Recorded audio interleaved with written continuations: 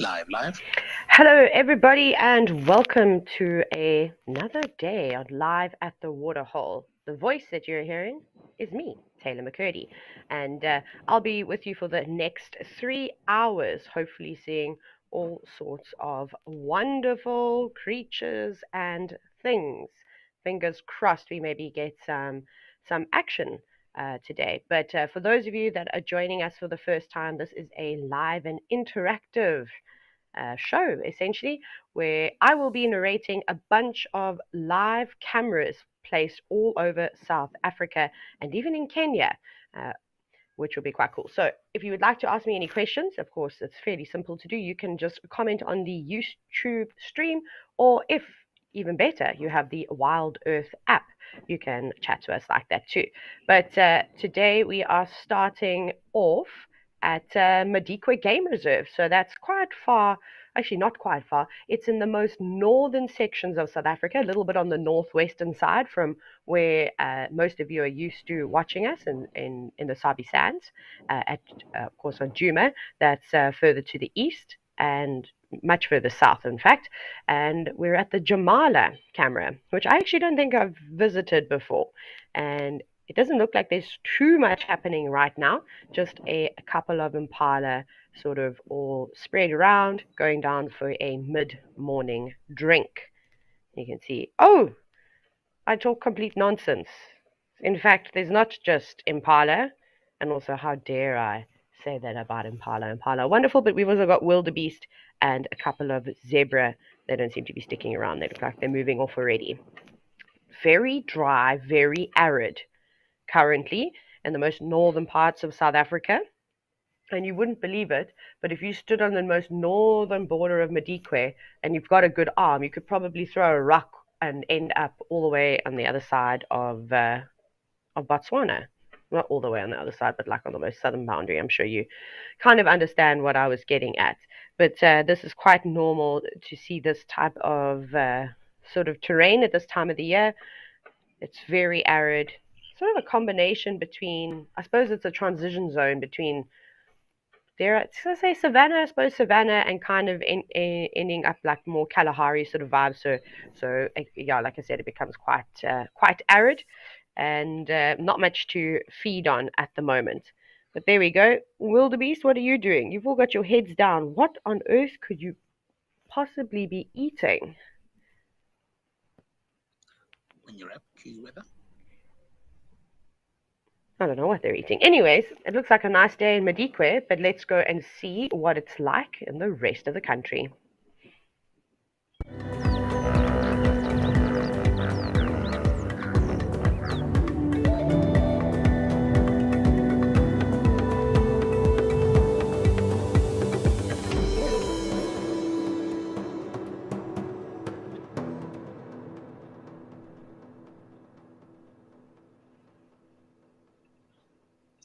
Coming 2, 1.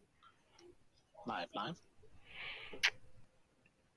Right, we're back at the Tau camera.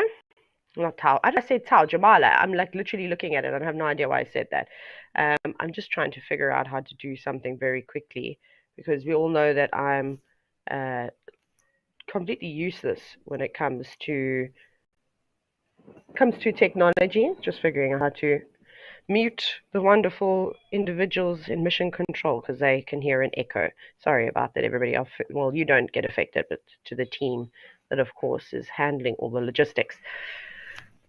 I think it's quite funny how that there's no vegetation anywhere, and I'm still confused as to what the wildebeest are actually feeding on. A lot of elephant dung scattered around. It looks like there's maybe, is it like a thin layer of grass? I have no idea. I don't think that there's supplement feeding in this area.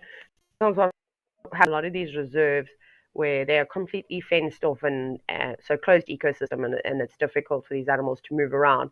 And Madikwe is not necessarily, especially up in the northern sections, has got the most fertile soil. So there's almost no vegetation left during the dry season, other than that green tree at the back, which I have no idea what that is. Anyways, it's something that they will do is they'll actually just put out sort of lucerne or teff or some kind of eragrostis species of grass, just to sort of help supplement feed. But perhaps it's not the case. Perhaps it is just a thin layer of the last bits of grass, and that's what they're munching on. One wildebeest is laying down, having a sleep, or the zebra are making their way back again. Perhaps they won't finish. They always take the longest to have a drink around a waterhole. And lingering a bit. Wow! Did you see that impala? No ways! Why did it look like that impala ram literally leapt over the top of the wildebeest and one zebra? Wasn't that spectacular? I don't know why he didn't just go around. Let's see if this younger individual is going to do something similar, or are you going to just walk around and not have to try and navigate through all the animals? That was so cool. Oh, little bouncing around? No, not as keen. So impala are easily the most athletic antelope that we see in the bush. I mean, obviously they're all really good and have different techniques of evading predators. Oh my gosh, even the zebra, they've all got the zoomies by the looks of it. Sorry, 2 seconds. So basically, impala, of course, are naturally good sprinters. They can run at very high speeds. But what really impresses me is the distance that they're able to leap. So out of all the antelope species, they are the long distance jumping champions, which I know a lot of you have heard before. But if you weren't convinced, there was living proof. And they can also leap to very high heights as well. Wildebeest and zebra, maybe not as talented. It's quite disappointing from zebra because we know that horses, not all horses, but a lot of them are exceptional jumpers and, in fact, participate in the sport show jumping. I've not seen a zebra leap huge distances before, just occasionally. Once, in fact, down in the Eastern Cape at Kariega Game Reserve, I watched a zebra leap over a little tributary that goes down towards the Kariega River, and that was quite spectacular to see.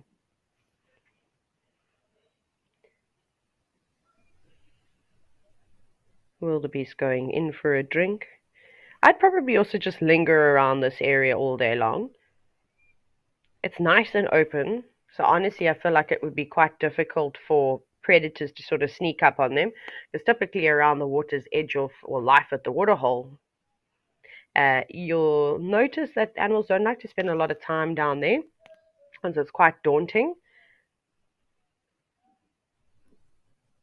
But there's nothing that, like, say, a lion or a leopard would be able to necessarily hide behind. They could have to come up from those bushes that you can see just behind the wildebeest and zebra. They'd have to wait there for something unsuspecting.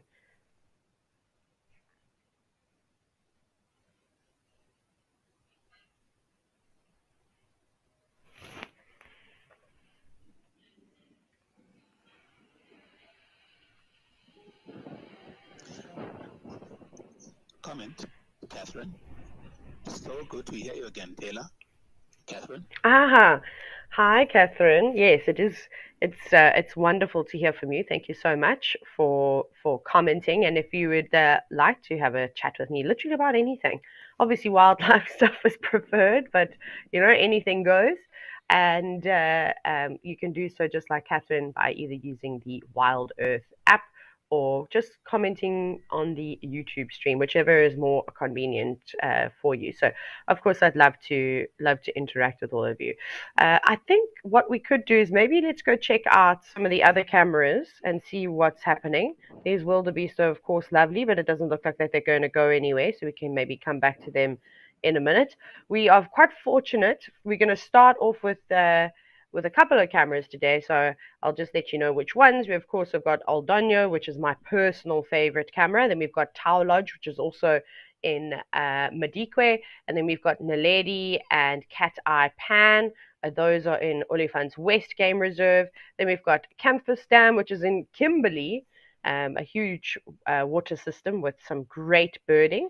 And then would it be complete without the Nkoro pan camera, which is in the Sabi Sand Game Reserve.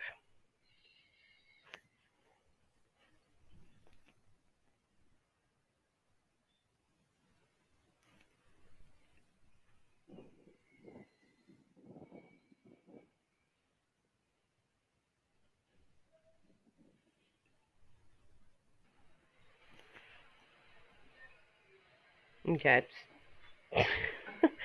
We might not be looking at the other cameras. Perhaps we'll just be staying with the wildebeest for the entire show.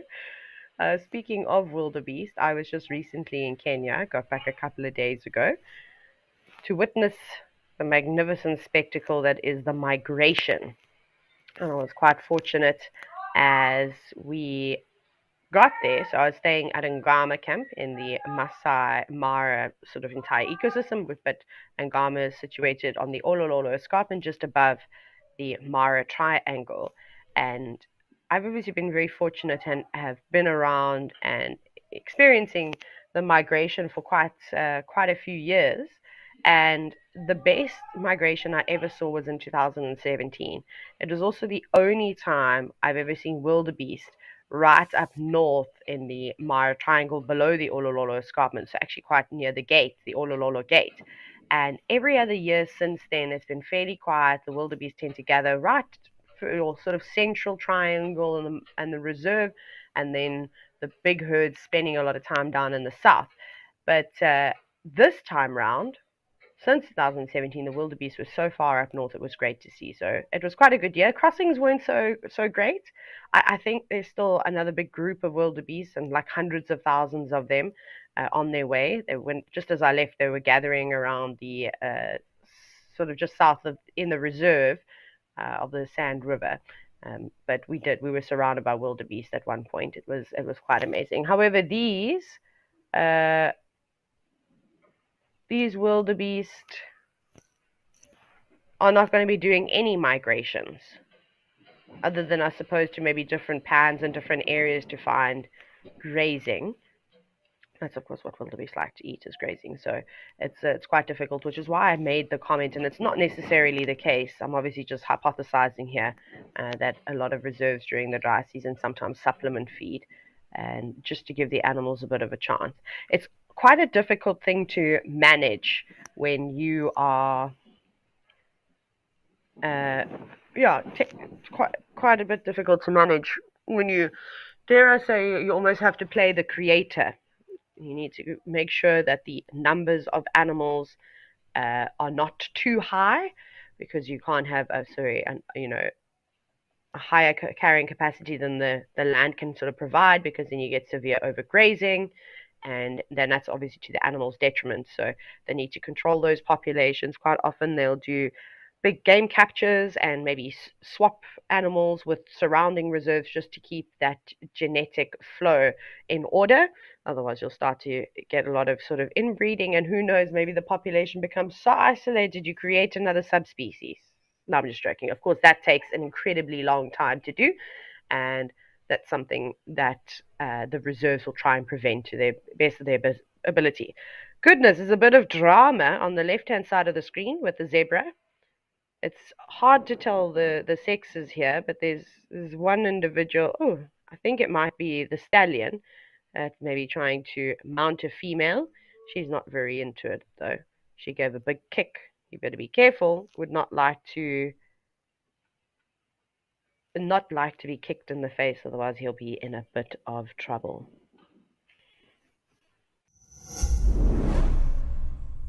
Stay up to date with the latest happenings at WildEarth. Discover what goes on behind the scenes and get a weekly recap of the best moments on the channel. He's got it! And he's straight up a tree! Sign up to be an explorer and receive our newsletter written just for you and sent straight to your inbox every week. WildEarth Explorers, a club for people who are passionate about nature. Thank you for joining us and have a fantastic morning.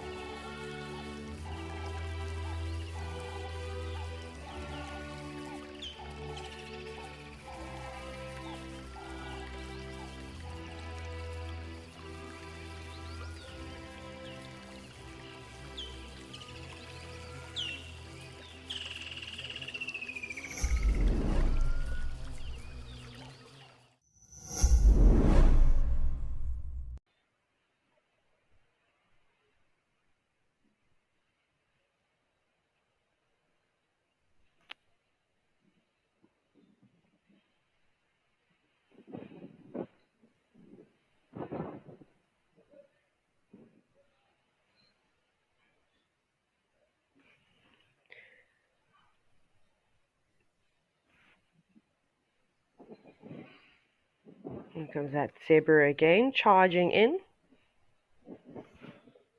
Oh no, there come all the zebras again.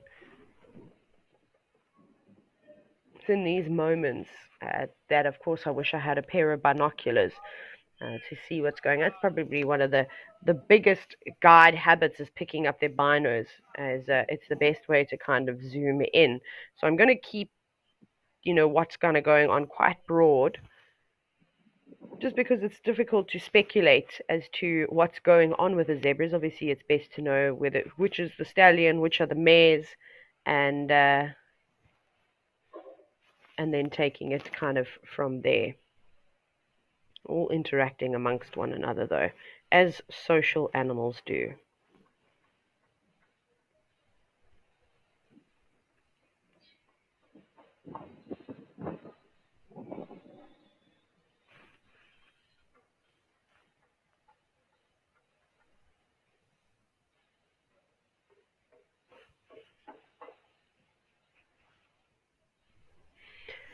Rightio.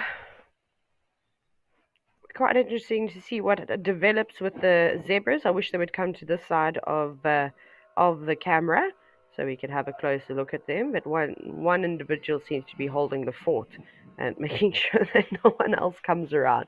But we'll figure all that out as things go on during the day.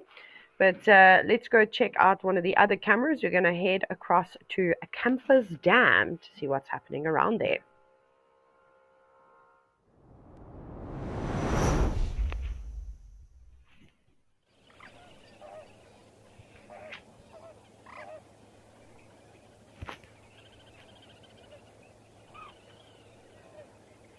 Look at what we have.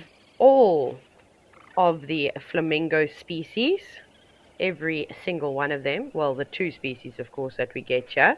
And I would really like to visit this area. I have never been here. I don't think I've ever even been to sort of Kimberley, which is where Campus Dam is found. I don't think there's much that goes on there. This could be the highlight, the spectacle. I think there's a massive hole or something like that around there from a mining area. But anyways, so I love flamingos.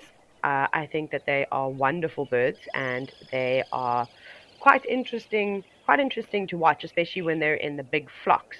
So you can see the really tall ones, because there's quite a big size difference between lesser and greater flamingos. So the slightly larger ones are the greater flamingos, and then of course we've also got the lesser flamingos. So again, it's a little bit tricky to see, but the lesser flamingos are the one with the really dark beaks, and greater flamingos have got like a sort of a black tip at the end of the beak, which is, for me, probably the easiest way to tell the difference. But then again, looking at the size helps quite a bit too.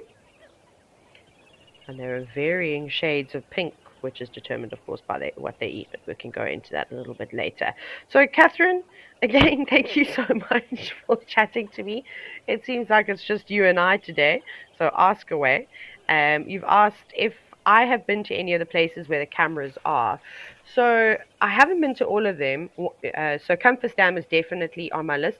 I don't know if you're actually able to go to Campus Dam, because I know it's on a private property, if I'm not mistaken. And so maybe you'd need to get special permission, or perhaps there's a birding organization that does offer tours. I think that is such a great place, but it'll also be, because it's such a delicate ecosystem, we need to be very careful when it comes to tourism and not encroaching on these various aquatic bird species. And yeah, just making sure we be quite respectful, which I think is quite cool. Let me quickly go to the cameras again. I've never been to Madikwe, but I've spent a lot of time just north of Madikwe in Botswana. So, like, sort of, if you will, the Mashatu area. It's very similar habitat. I've also been up to, oh no, I can't remember the name of this national park. Mapungubwe National Park, there we go, slipped my mind for a second. So that's an amazing place. That's in South Africa, but also borders on the Limpopo River. And again, very similar habitat. Where else have I been? Where are the cameras? Let me quickly go here.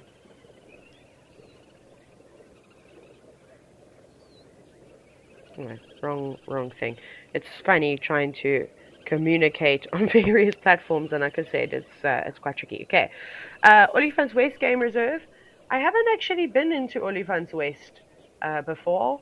I've been into other sections which forms a part of Baluli. I've been up into Baluli before, so but a lot further north. And then of course you all know Pridelands. So Pridelands is part of Baluli Game Reserve. So that's like literally on the most southern tip. And Coral, absolutely, I've been there. Obviously, had the privilege of being able to traverse around in the area, staying at other lodges that have traverse on Coral, and then probably the place I want to visit most, and I would love to try and get there next year, is to Old Donyo. So that's not quite in the Amboseli, but I suppose it forms the greater part of the greater national park of Amboseli. It's Old Donyo kind of sits between the Savo national parks and then the Amboseli on a big private sort of property, which is beautiful. I think it's about just over 100,000 hectares, which is a huge piece of land. So what's that? Let's call it roughly, please excuse my calculations, maybe like 250,000 acres, something like that. So stunning. So that's where I would really like to go. I'd love to see the big tuskers, that type of thing. But yeah, flamingos, such cool birds. I have seen them in huge flocks before, and actually the first time I ever saw flamingos was down in the Eastern Cape, which I thought was a strange place to see them, in some of the wetland areas that surround Kariga Game Reserve. We would see them in sort of these little sodic pans, and sometimes there would be hundreds of them. But obviously at Campus Dam, there are a couple more than just 100. A few times on these cameras with Africam, I have seen so many birds literally fill your entire screen with flamingos. So all just busy. Some of them, I almost say dust bathing. They're not dust bathing. They are water plunging. So just you'll see them bopping down and trying to clean themselves, and then they'll do a little bit of. Most of them are doing some preening with their beaks, so just running it through and removing any feathers that don't belong, any debris. But I don't know how much flying they'll be doing today. So Top Cat, you've asked, why are the flamingos huddled together? Whew. Well, why not? They're not socially awkward, apparently. No, obviously it's super important for safety in numbers, so they'll kind of stick together in this sense. When they're feeding, they tend to spread out a little bit more, but that's because they don't typically stand still when they feed. They sort of move around, and they are filter feeders. So yeah, so they're just kind of really relaxing at the moment. Like I said, doing a bit of feather maintenance, and as they really start their day, then they'll sort of spread out a little bit. But because there's so many flamingos individuals in Campus Dam, you can still see them kind of huddled up. And then just, not everybody's doing the same thing at the same time. So some might be feeding and others might be doing something else. I love how they're just flapping their wings too. Maybe, I suppose that's like equivalent of, when you cross your arm over your chest and stretch it out. Something along those lines. Flap, flap, flap. There's a rather large greater flamingo. Sure, there's a couple of them here. Sure, some of the flamingos go under the water for quite some time.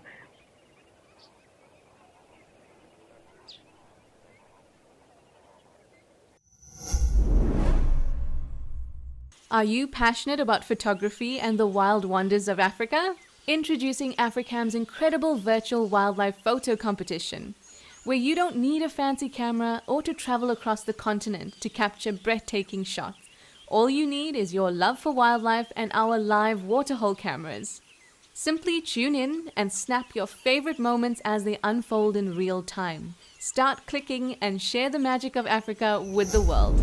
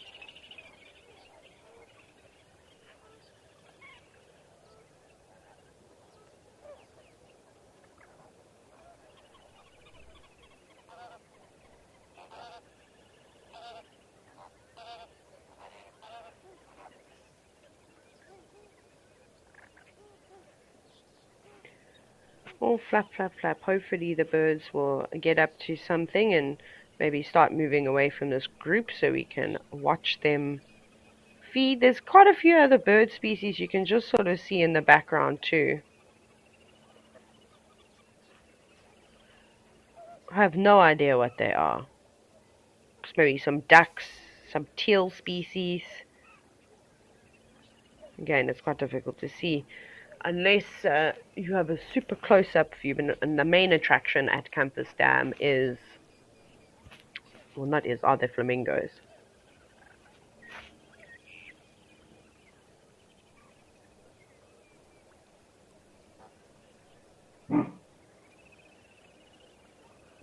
Sorry, that didn't come from the birds.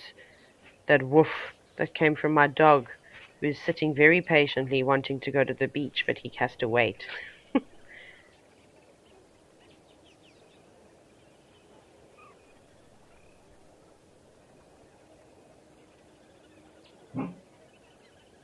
Right. I will probably have to tell my dearest dog, stop it. So if you hear me yelling at him every now and then, I have no idea. I think he hears things and he panics. He was actually fast asleep, but yeah, so I'll have to reprimand him every now and then. I don't know why he's being like this. Luckily, he can't disturb any of the animals, right? Any of the flamingos or anything along those lines.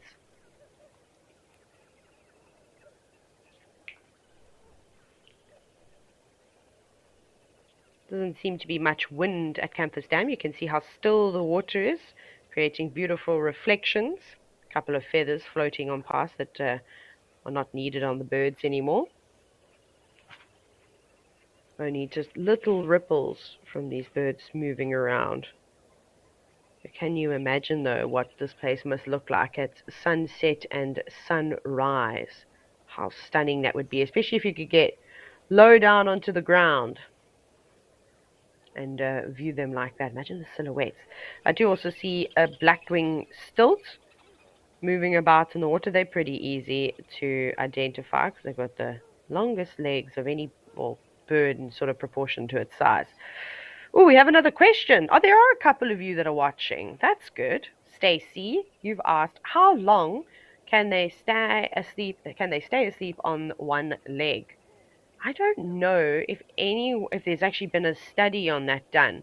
Because it'd be quite a difficult thing to do. So, I think for as long as they need to, really. But it'd be quite funny to know if somebody has actually spent their time watching a specific population of flamingos, whichever one of the 4 species it might have been, being able to identify each individual, or at least just being able to record the periods that they sort of stand on one leg. But remember, with animals, they don't necessarily sleep like we sleep. Like we have a set amount of hours that's ideal for us, or that if you oversleep, whatever the kind of case may be. And for the most part, it's not always very long, especially something like a bird species, or we've got a few more individuals flying in. They need to be quite aware of their surroundings, otherwise once again they are going to be big targets for predators, whether it's something like an African fish eagle. They would definitely go for flamingos. I've seen them chasing them around before, and whatever other eagle species could potentially be around there. So maybe it'll be for 5 minutes, but maybe it could even be as long as 45 minutes, or even periods of time way longer than that. So it's quite tricky. But I will ask the internet, because what a useful tool. If someone has even done a study on that.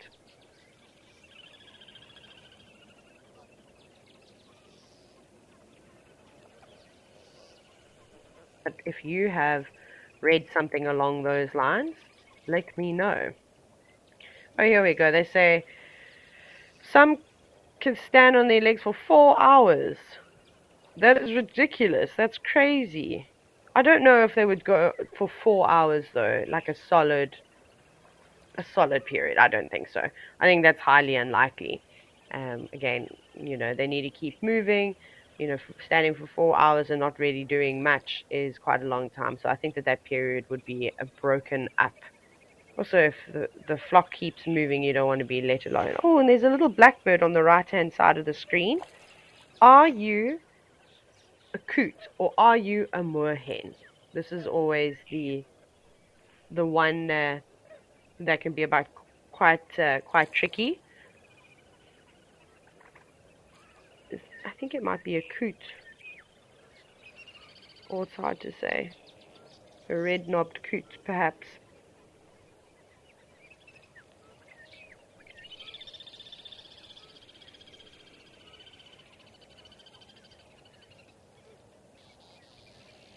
It looks quite large. I'm sure you will all agree. I'm just trying to put it into perspective for the size of flamingos. So I would say it's probably a a red-knobbed coot. They're slightly larger than the moorhens. I was just trying to see if I could see anything that would really, really sort of help me identify it. But perhaps if you've had a closer look at this, you can of course share with me what you've found. And I don't know if I saw a little knob, but I can't, it's difficult to see, that sort of white coloration that the red knob coots have, obviously, except when they're juveniles, that very much look like an adult.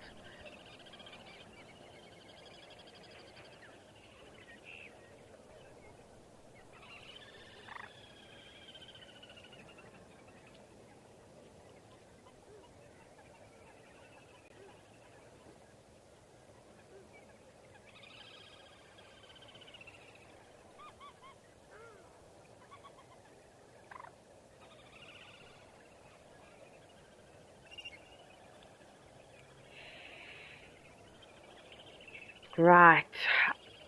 How many times do you think I say right in the show? I think we should start keeping tabs of all the words that I repeat again. I need to get better at that. Let's take a break from the flamingos and head on over to Madikwe again, and let's see what's happening at the towel camera.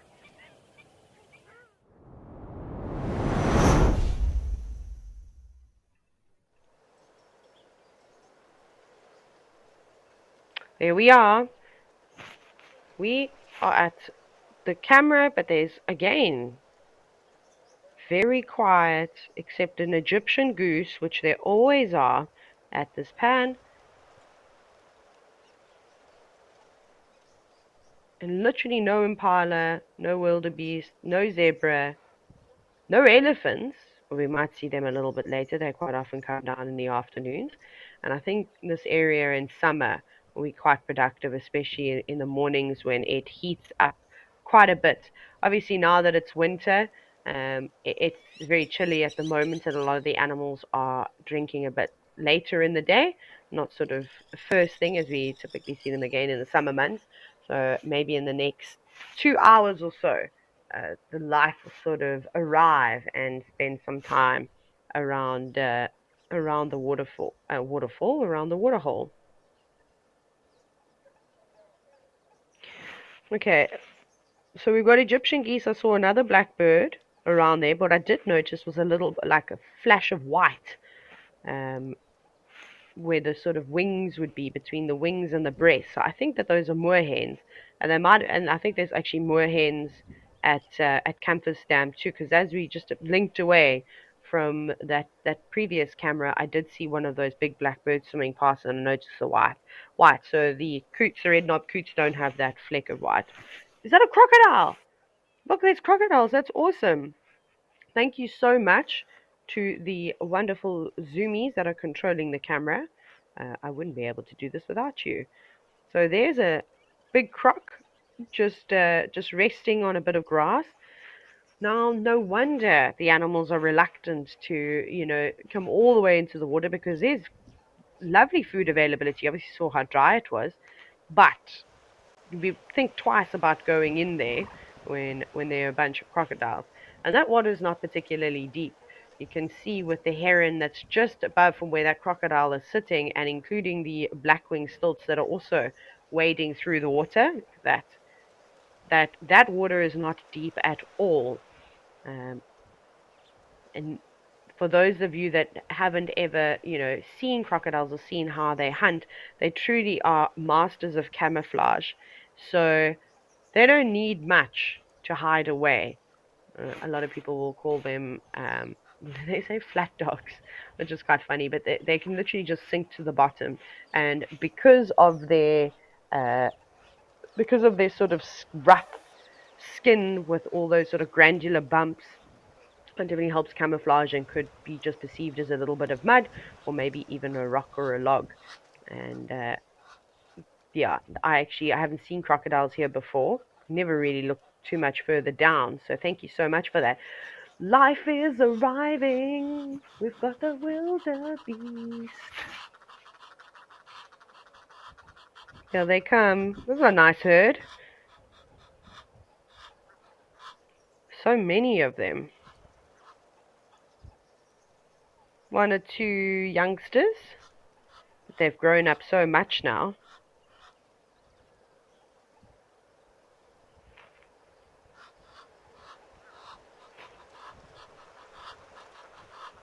Here they come.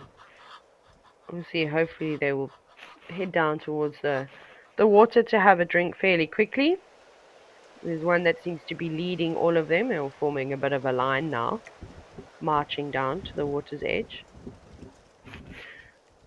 I think one of the very things that fascinate me is how animals walk in lines. So if you've ever seen the wildebeest migration or elephants crossing a big open area, so they don't always, of course, huddle together, but they form sort of these long strings. It reminds me, especially when wildebeest do it, like a big shongololo, a long millipede, streaming down to wherever they might be going. But what the fascination is that animals do it, right? And we as humans, we struggle. We cannot stand in a straight line in a queue to save ourselves. We're completely useless at it. Of course, some of us are better than others, but it's probably one of my pet peeves, especially when you're standing in a line or people try to cut in, and we don't see too much cutting in with the animals. Everybody has their place, and they just sort of march along, heads down. And especially when someone gets too close to you, right? Can you imagine someone stepping on the back of your heels? Oh my goodness. No, thank you. Not my favorite.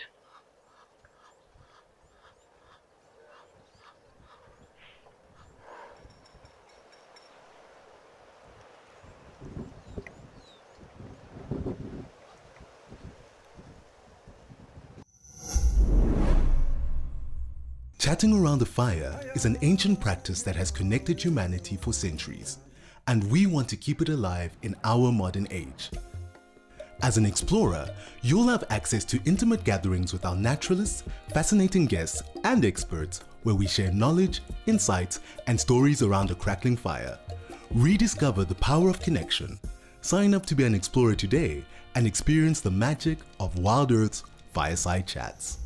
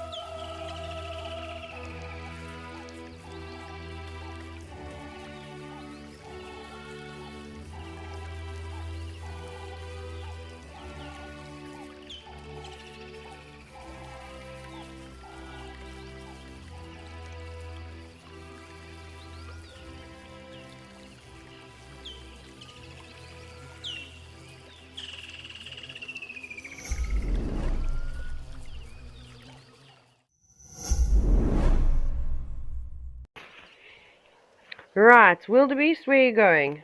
We'll see if they're funneling around. It's obviously so funny. Like there's no vegetation around, but animals will still follow pathways, which is always quite entertaining. So perhaps we can have a slightly wider view and see where the wildebeest are now at.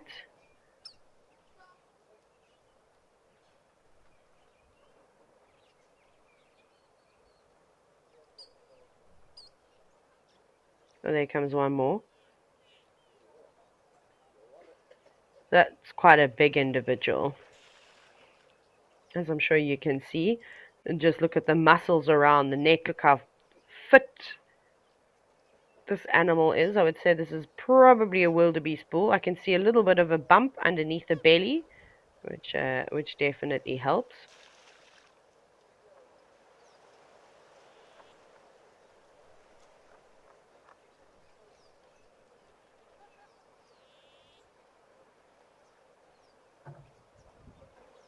They all keep smelling a very particular spot. I'm sure you can see. There's the wind picking up again. A little bit of a dust storm. And because these areas get so dry, it is insane to see the dust storms. Like I said, just a little bit north in Mashatu Game Reserve, that's quite hectic.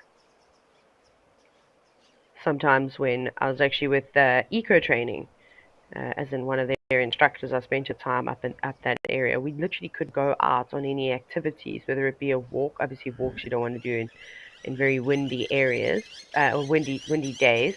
But you couldn't even see sky. It's just there's obviously a lot more oil.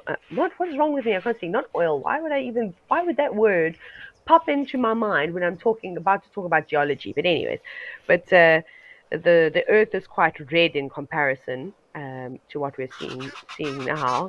So it's literally, there's just the sky filled with this sort of orangey red dust, and you cannot go anywhere. First you get covered in sand, but also it's not particularly pleasant driving around in areas like that.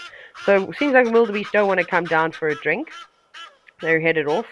Perhaps they'll come back a little bit later. See, we're just going to have a little scan around, just hugging the tree line, maybe looking for things to feed on. And back in the line again.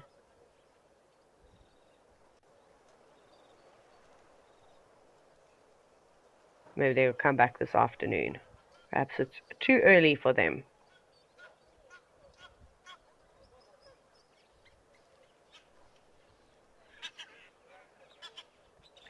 I'd be quite nervous about walking along the tree line like that. I think I'd maybe take a path that's sort of more in the open.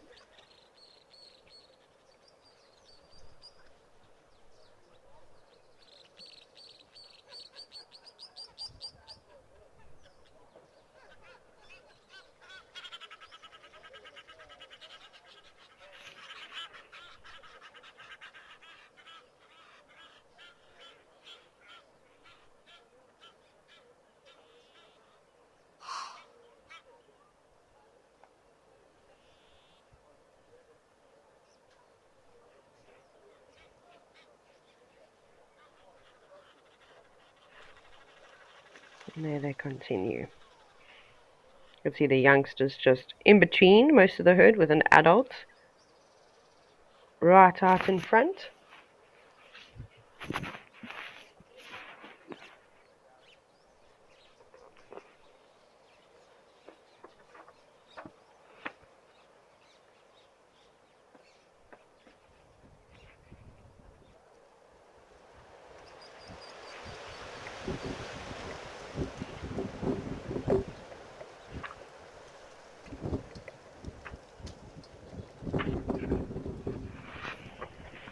And off they go.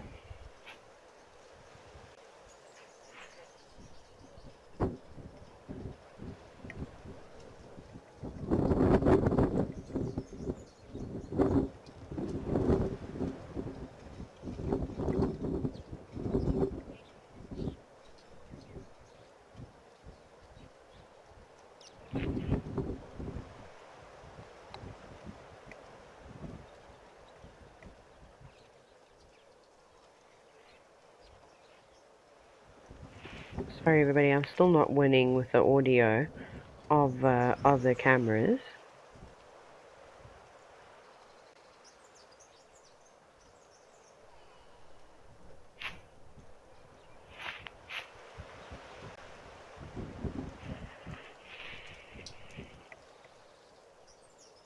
Oh, Stacey, another question from you. Thank you very much. Do wildebeest and crocodiles sense each other from a distance? I wonder what kind of scent a crocodile must give off, because with mammals, obviously they've got various scent glands and that type of thing, and there's normally quite a distinct smell that comes from each individual animal. Obviously, it also depends on what they've rolled in, because we know that can change smell. But with crocodiles, I also don't know how great their sense of smell is above sort of the water. Obviously, that would be quite a tricky thing. I mean, I say this, and I don't think I've ever seen a crocodile lifting its head, scenting the air. So I imagine it must, to a sense, be sort of good, because like, have you ever seen, so the reason why I say this, so obviously in the water I think it's completely different. They'll be able to pick up the different scent chemicals. And but the other thing I'm wondering now, just now that I think about it a little bit, is what about those sightings, not necessarily something I've seen a lot of, where crocodiles are out, like, in the middle of nowhere, okay, not necessarily too far away from water, and they're feeding on carcasses. So, how did they know that that carcass was there? Was there a predator that killed it nearby, or did they, in fact, in fact, go and find it? So, quite interesting. Quite interesting. I'd have to do a look to see how far, if there's what they've suggested as to the distance of how far crocodiles can sort of smell, and if their sense of smell is more acute in the water or perhaps on land. So yeah, I suppose it will have to be kind of well developed. And crocodiles do a lot of scavenging. That's for sure. Maybe we can actually have a look at them again, but at the crocs. But in terms of the wildebeest, I don't know if they'd be able to smell the crocodiles while they're underwater. I think that they definitely have learned over a period of time that there's danger within the water. So I think it's maybe a combination of things. Okay, well, we'll wait for more action to come round. Perhaps we'll visit the crocodiles a little bit later. Let's go to my favorite camera in Kenya.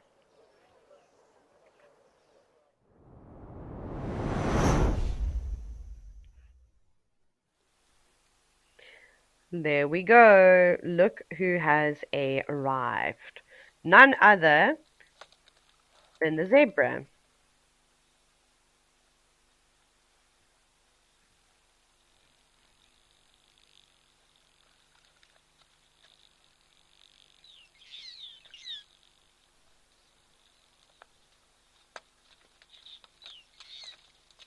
Oh my goodness, I keep opening and closing things accidentally. There we go, coming now down to have a drink. So the reason why this particular camera is my absolute favorite is firstly because of sort of the low angle. So for those of you who don't know, there's actually a hide here. Can you imagine sitting in this hide, watching all these animals? It doesn't seem to be a huge distance away from the water's edge, which is ideally what you want with a hide or a camera. So it really feels like you're sort of sitting there and enjoying this moment in person. But they've all come down quickly to have a drink. Doubt there's any crocodiles in the small body of water, but who knows? If there's big drafts around, crocodiles can also travel huge distances. But as you see, everything approaches quite confidently and pops their heads down to drink. So I think they know something that we don't know. I've also seen giraffe and elephants all splashing about in here, and that would be quite the deterrent. There we go. Now, I'm not nervous because of something in the water, but like I was saying to you, zebras typically take a long time before they've decided, right, we're coming in to have a drink. and this is because of the different predators that could be around. So you're vulnerable when your head is in there. You can imagine there's a lot of sounds going on as the zebra move about. Let's actually have a listen.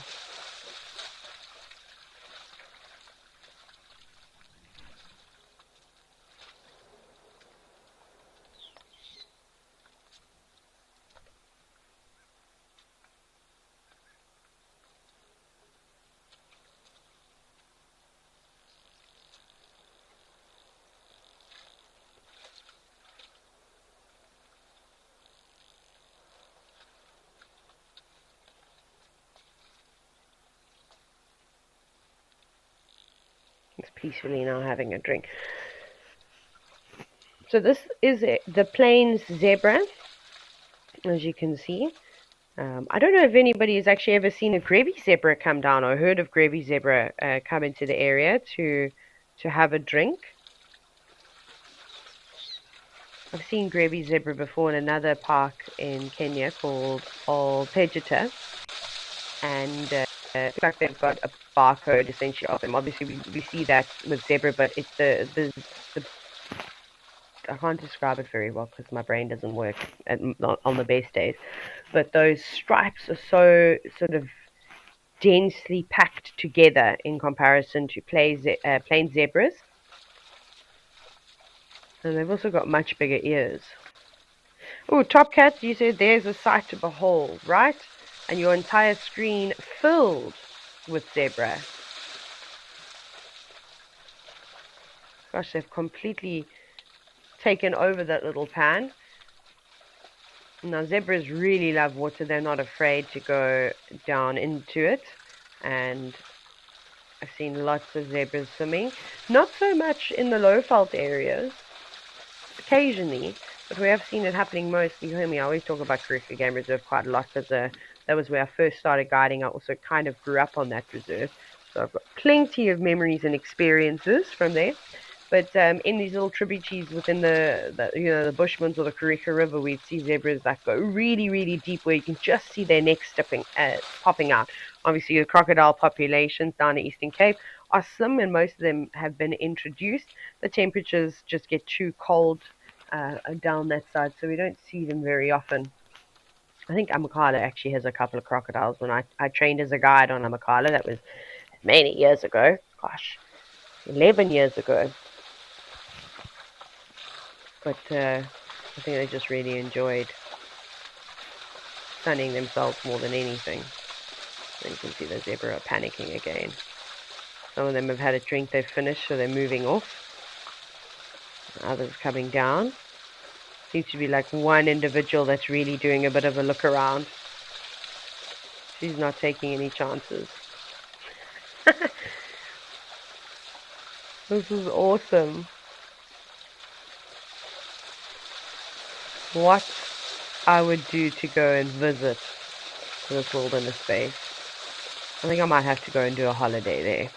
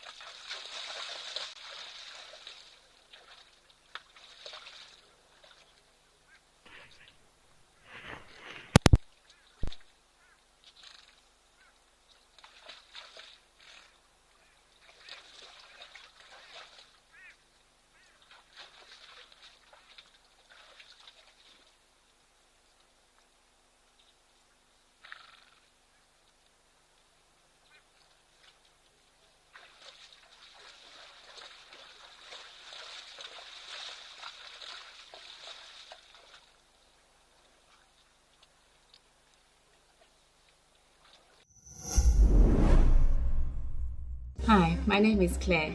WildEarth has been part of this home for many years as it connects us to the bush and the culture that we love and miss so much. I became an explorer so that other people around the world can get to experience the African bush in this unique way as well. I am beyond excited that I was drawn to win the prize at Ambakala Game Reserve for 3 nights. It is truly a dream come true. Sign up today and you could be the one experiencing it for yourself.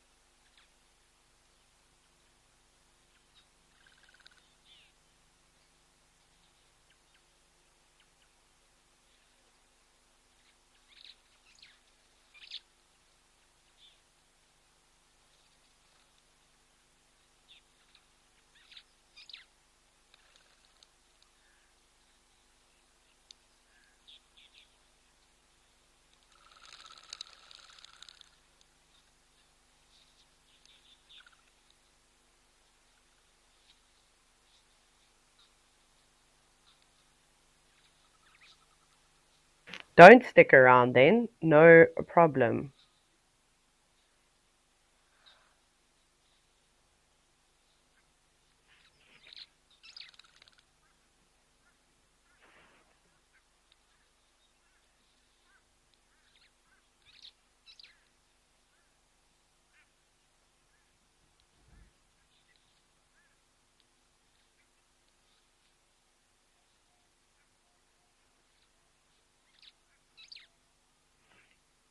Now we wait patiently. I can hear some starlings chirping in the background. Maybe superb starlings.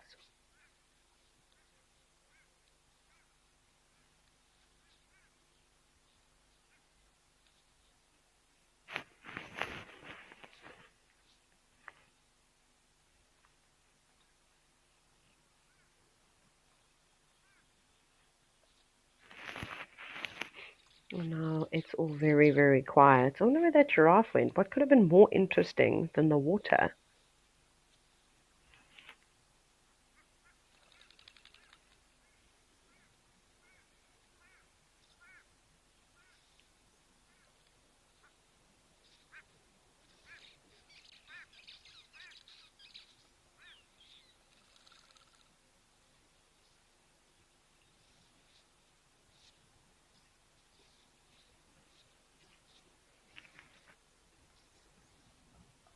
Now we wait, I suppose. So if any of you have ever sat at a watering hole before, I suppose it doesn't really matter where you are in the world. We're just very fortunate in Africa. We have such a huge diversity of wildlife, and you sometimes will sit for hours and hours and hours without seeing anything. But this is obviously the beauty of the show, is that we have got so many different cameras that we have access to. But no, I suppose I can't say that there's always something going on, right? That's probably a bit cheeky of me. But we can link to different sort of cameras and see what's happening there. And it seems as like more and more action is coming through. Right. Let's finish up here at Aldonio and wait for the masses of animals to come on through. We haven't been to Tembe yet, which is all the way on the northeast coast of South Africa.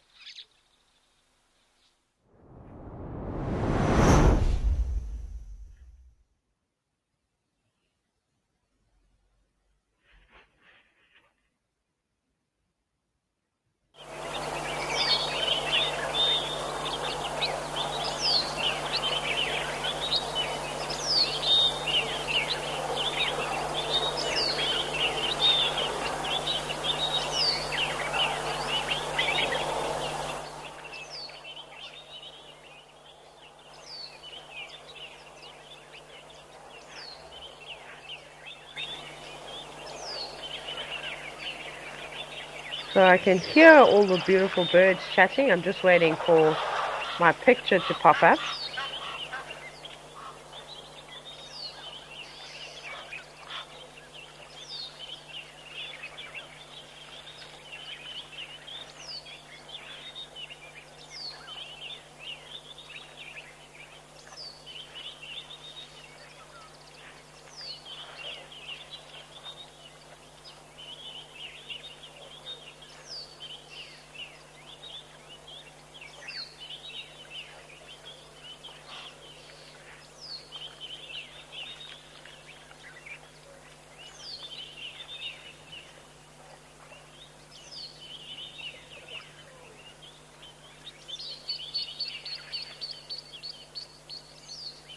I'm still just waiting for it to come on.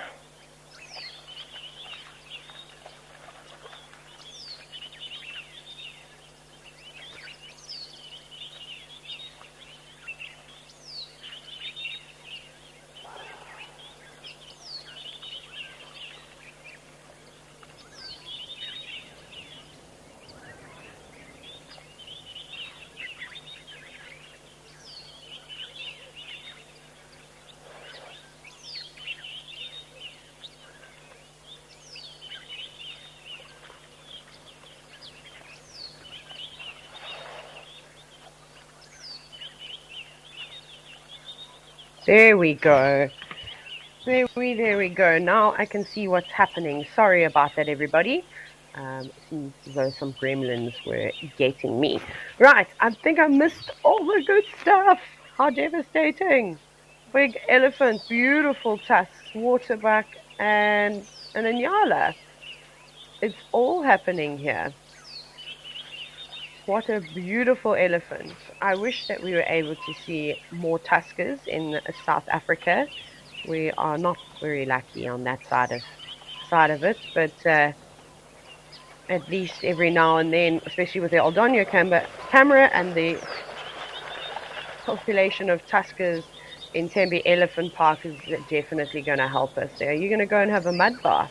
I suppose he didn't even chase the waterbuck. The waterbuck just, that size does matter, and swiftly carried on.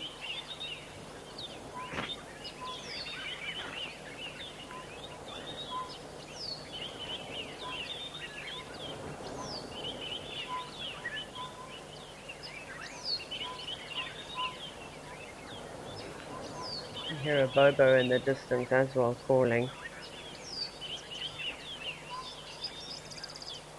What you having a smell of, elephant? Something's caught his attention. Not anything that's potentially bothering him, just investigating. One impala coming down as well. I'm sure there'll be more to follow her. Oh, look at him. Yes, go down, go and roll around for us. He's using his tusks at the moment. You see, he's kind of stuck them in the mud. And using his trunk to find some water.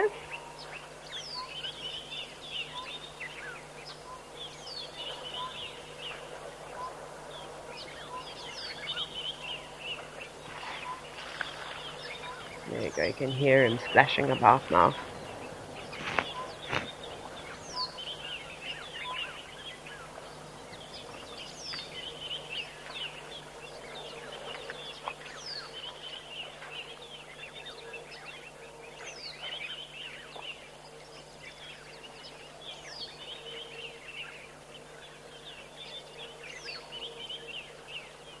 You just sit and listen all day long.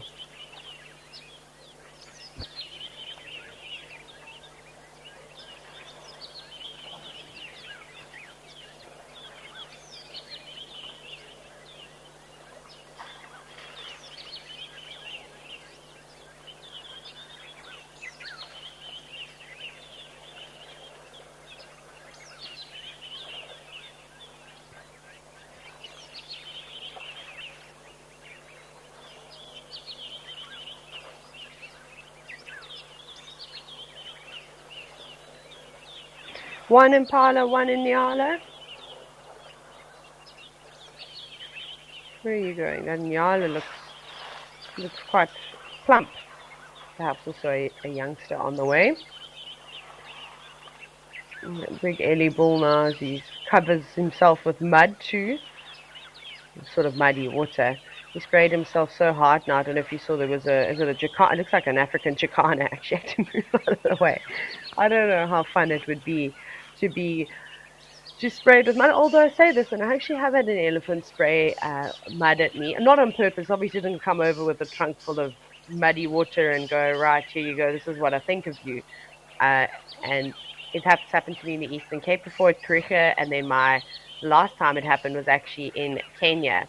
I don't know if all of you remember, but not Old Donyo, but in the Mara Triangle. I used to frequent one of the marshy areas, so you can imagine all the elephants that were around, big herds of buffalo.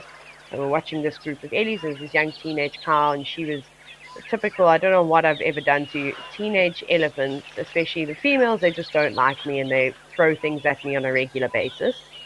But this cow, she was sort of spraying mud of herself, and somehow it managed to end up on myself and the car. There's another big Ellie. Hello, big boy. He's huge. Look at the size of him. Obviously, his tusks aren't as monstrous. Although I say monstrous, and that's normally a negative word, but you know what I mean. I don't mean it in a bad way. The Chicana on the left-hand side of the screen, in case you're wondering. It's not living its best life at the moment. Look, it goes again. Just stop feeding them. But there must be quite a few insects or something around that, that keeps it coming back. But the force that the elephant throws that mud at, I think it would be a little bit on the sore side, especially when they're that small. So, Stacey, again, goodness gracious, you are my saving grace today. Thank you. You said, what do elephants do to cool down if there is a lack of water? So, shall we let's use Namibia as an example. And I've spoken about this quite a bit from days when I used to sit at Ndlovu Dam at Pridelands. We talk about how important it is for elephants not only to drink water, but to also completely cover themselves in mud because they don't have sebaceous glands, so they can't sweat. So they need to do this. They have to travel huge distances, right? To obviously find water. That's going to be the preferred thing that they do. Elephant, you're a bit itchy. So every time he uses his leg to scratch his nether regions, I suppose that's shame. That must be so difficult to do. Love how his tail moves. But anyways, the other thing that of course elephants can do, I'll go back to Namibia now, is they can stand under trees for shade, and of course they flap their ears. And I think the best way that elephant's cooling system was described to me is that the elephant's ears are kind of like the radiator that you'd find in a car. So because those veins are so prominent, and if you've ever had a close look at the back of an elephant ear, you can see them sticking out, and the skin is really thin.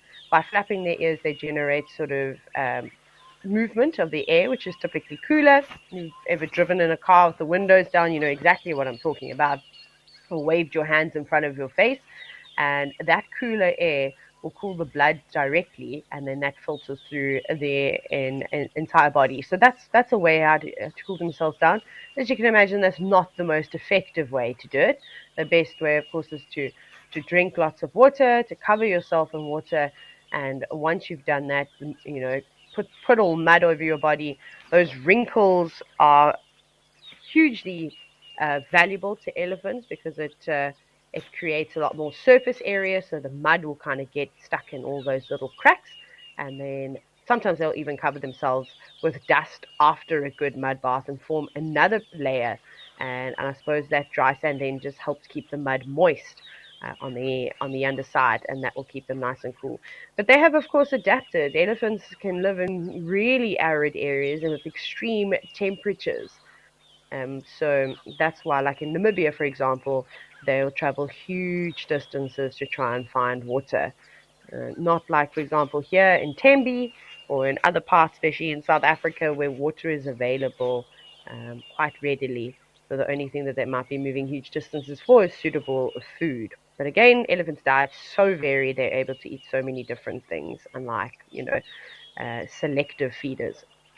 Alan, you've commented, what a lovely sighting. Isn't it just? I like that he's given us a side profile now. So I'm just looking, because I'm going to be doing the live at the Waterhole shows for the next bit of time. How many days is it actually? So I finish up on next week Friday. Gosh, you stuck with me. Let's hope I don't run out of things to talk about. No, just teasing. So I want to see if we're going to see this individual again, because obviously elephant bulls, they like to spend a lot of time around the same area, especially larger individuals like this. So on his left here, and I actually have my notebook with me and a pen. I am going to jot down, and I'm going to find a new page. Let's find something here. Basically, I try and identify him. So he's obviously got beautiful tusks. They're a very similar shape and size, though it looks like the left tusk curves up a little bit higher than the right tusk, but that also might just be the angle. But I think that's about it. And then both of his ears are quite tattered. But do you see that there's two very distinct V notches lower down in his, I suppose, sort of center of his ear? So we're gonna give him that. So let's call this Elephants of Tembe.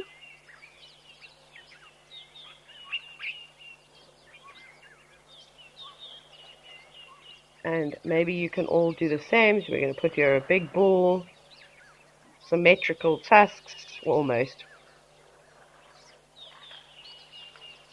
How long would you say those tusks are? Again, it's difficult in perspective. but they're over a meter in length at least.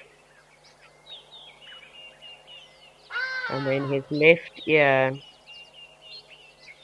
two distinct V's. Oh wow, look at what he does when he faces us. So yeah, you can see the right tusk is definitely lower than the left tusk. So you can see those prominent V's that I was talking about now. There's two rather large ones. Hello, hardy dogs. Ha! In the background. I was also trying to see if he has any lumps or bumps on him, but that he doesn't. Off he goes.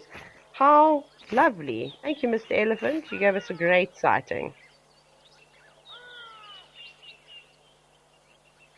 I wonder what the hardy-dars are whinging about.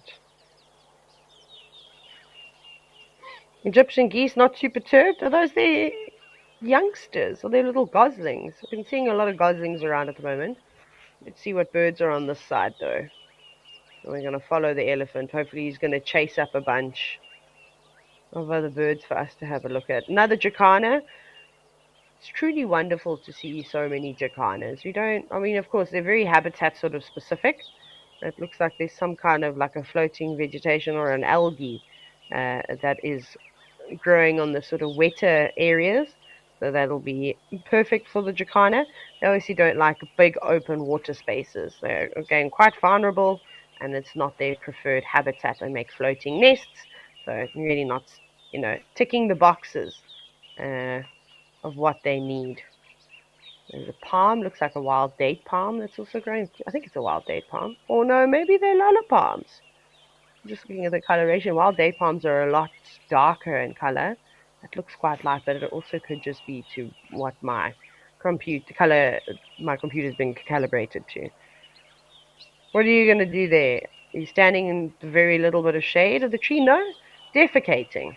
Would it be an elephant sighting without at least one individual defecating?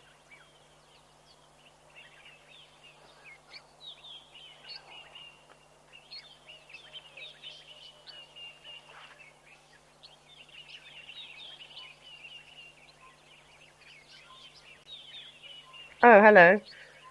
Now he's going to have a dust bath. Don't you love it when animals do what you say they're going to do? Look at the technique, how he's just scooping with his foot. That's a really great area for him to have a dust bath. Sometimes it can be quite difficult for them to scoop up sand, especially on flat surfaces. It looks like lots of individuals, though, have been potentially using that, although it also might be part of a pan that fills up. And then off he goes, and then just the other bull who's got a bit of a bump on his back right hindquarter. I don't know if you noticed that. He's just chilling there. Bye, elephant. Enjoy your day. There wasn't much socialization there. It's like he sort of came through, hey, I'm bigger than you, sized him up, and then carried on going.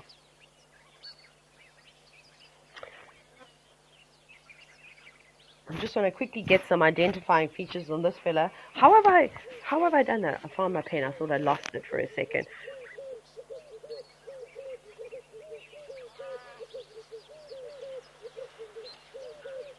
It's a bit hard to tell. Perhaps we'll have to wait and see. And maybe we'll see some even bigger tuskers, because Tembe is known for its large elephants. But speaking of an area that's known for its large elephants, let's pop back to Oldonyo, and maybe we get lucky and there's one waiting for us.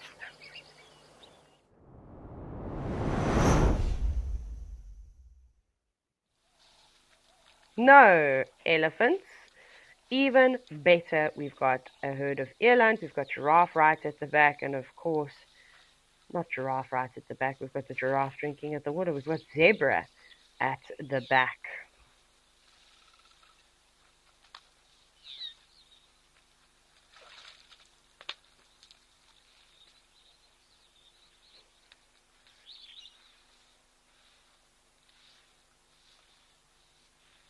Isn't this amazing? So I suppose I've been really lucky, and I've traveled in so many different places and seen great, wildlife encounters.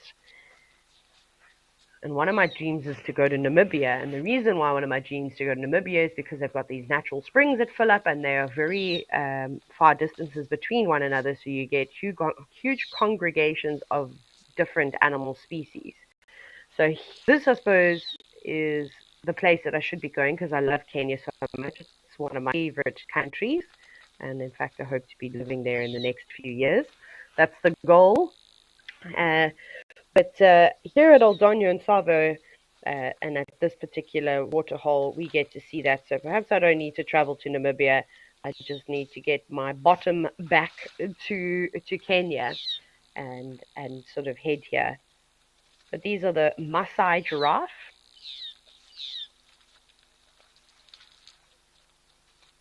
Those are the largest species of giraffe that we see, and now there are only 4 species when they used to be. Was it 8 or 9? I think it was 9.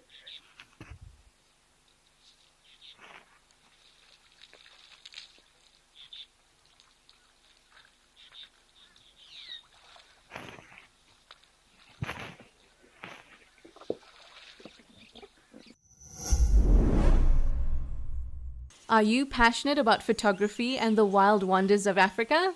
Introducing Africam's incredible virtual wildlife photo competition, where you don't need a fancy camera or to travel across the continent to capture breathtaking shots.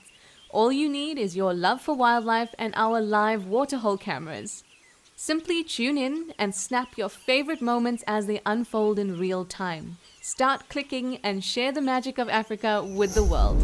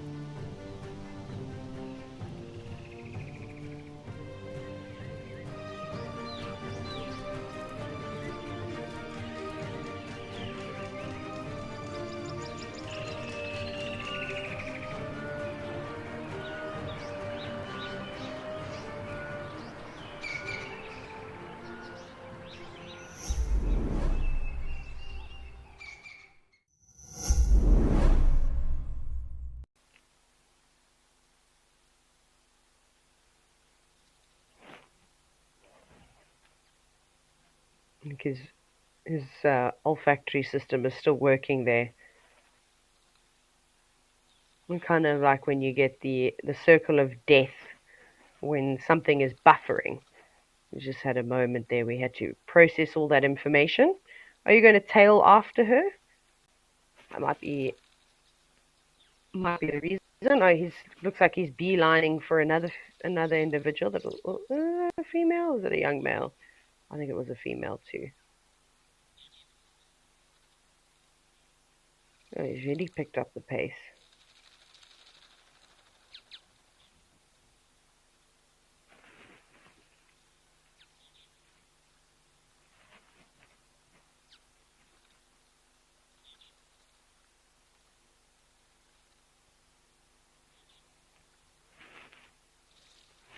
You can see how much taller he is than the females.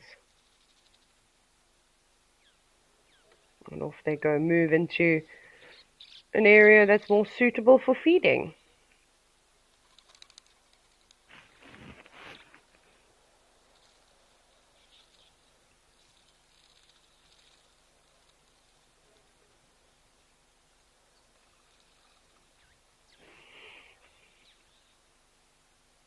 And off they go. Just seeing the top. See, he's at it again. Head back down.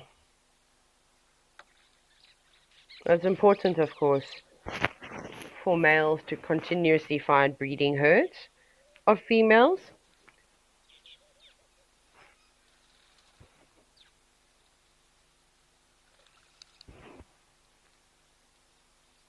There were quite a few males around, but they don't seem to be too bothered. From what, of course, we can see. Our view is quite limited.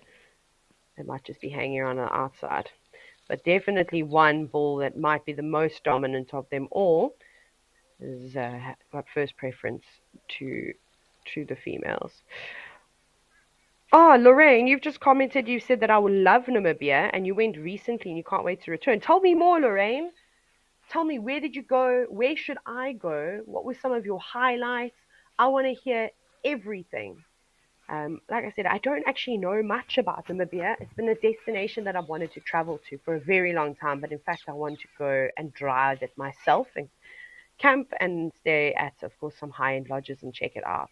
Hello, Starling.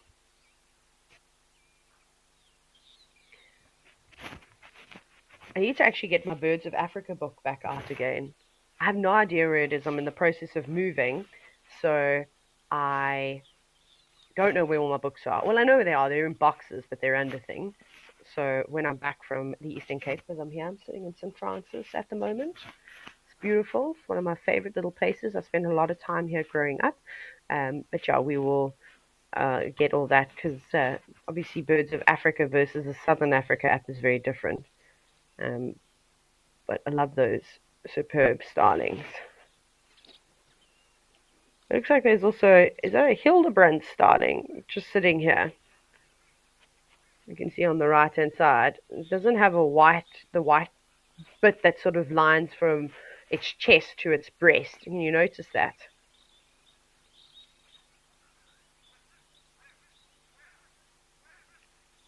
Yeah, it is indeed. But of course, both are quite common in this area and can be a bit tricky to identify. This is one of the amazing things that I also just love about spending so much time in different wild spaces is that obviously your bird lists grow, so do the plant species that you see, and of course different animals. And I know we tend to focus just on mammals or reptiles, and then of course birds, because who doesn't love birding? Although I know there's a lot of people that don't love birding. It's not for everybody. But yeah, just to be able to continuously gain knowledge and learn about it, but that also becomes quite difficult. Difficult, that's not even a word. Why does my brain do this? It becomes quite difficult in remembering all the species. Hildebrand starling just having a rest, enjoying the sun. This is a strange place though. Let's see, are you going to have maybe a dust bath? I don't know how loose that soil is. And typically these kinds of birds will perch up in trees to have a rest, surrounding themselves in branches or for some protection. But I think it's obviously been a chilly morning. And Catherine, you've said Namibia is wonderful. Are we going to have so much to talk about? Catherine and I are going on a safari in February. We'll be exploring the wonders of Botswana. So we'll have plenty of time to talk also about Namibia, and I'd love to get some tips on where to go. It's just kind of hard to figure out, like, when am I going to have a month off? Because I can't just go to Namibia for 2 weeks. I'm going to go for a long time. I'm going to invest in exploring a beautiful country, and even then I will be barely touching the sides of what that country has to offer. Another eland walking at the back.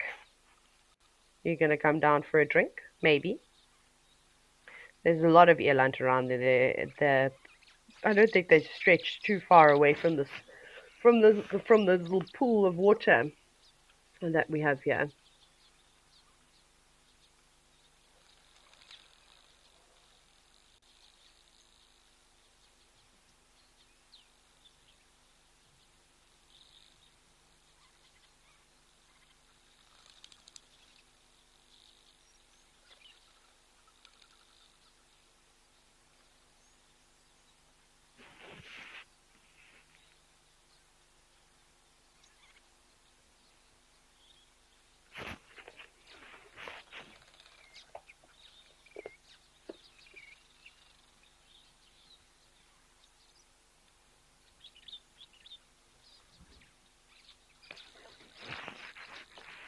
on, starlings, come back. There. Oh, they listen. Trained starlings. Oh, hello, ringneck dove. Trundling along. Can you hear me? Do you hear what I am saying? It kind of looks like it does, right? Oh, it's like, what? Is there someone in that little box?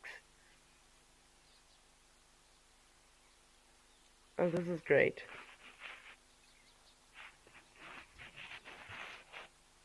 There's the superb starling again. Where are you going, Dove? Oh, it's a chance for the birds to spend some time at the waterhole. Must be quite tricky, or I don't actually think anyone really gets involved when elephants and zebra and eland and the rest of the animals, impala, you name it, come and drink down at this little pan. It won't, mm, even though they're so small, I don't think there's really a gap for them to sort of squeeze in the middle, so that everybody takes their turn. It looks like there's some more eland coming down. I thought I saw another giraffe, but maybe not. Maybe actually no, it's not. It's zebra. It is zebra. Oh my gosh, I have to tell you all a really funny story. When the zebra come closer to us, because I hope that they do, then I'll tell you the story. What happened? Birds, why did you get a fright? Also nervous Nellies. And with the sort of tree line around here, it'd be quite good for any like little sparrowhawks or little buzzard species or goshawks to just sit up in those trees. And while those birds come and have a drink, or even kestrels, to literally zip on down and kind of grab them. Come on, zebra, come down to drink. I don't think my singing is going to lure them in. I've done a lot of singing recently, and I'm wondering if that's why my voice kind of sounds so hoarse. I've got headphones in, but I'm trying to listen to myself. Yeah, I don't think I sound my usual annoying pitch, but I did lots of singing to my dog Tucker because we drove 17 hours to get to where we are. But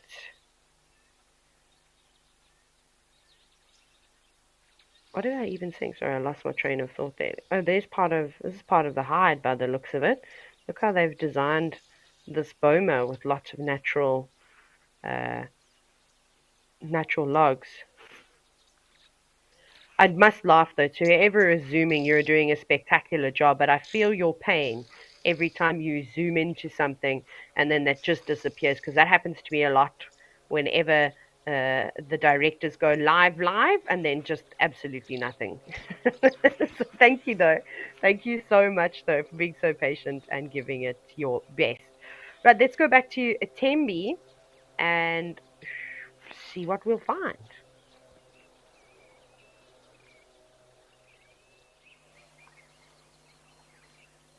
An elephant. Of course, we have found an elephant. Many elephants. Sorry, I forgot to add an S onto that. Wow. Looks like quite an overcast day. But there's a few more bulls. They don't look as impressive as the individuals we've initially seen. Much younger, still up and coming. The one in the middle looks like the largest. And of course, he's going to boss and bully the younger bull to just get out of the way, because why not? You can see there. Kind of anybody that comes his way is sort of saying, back off. Oh, can you hear that?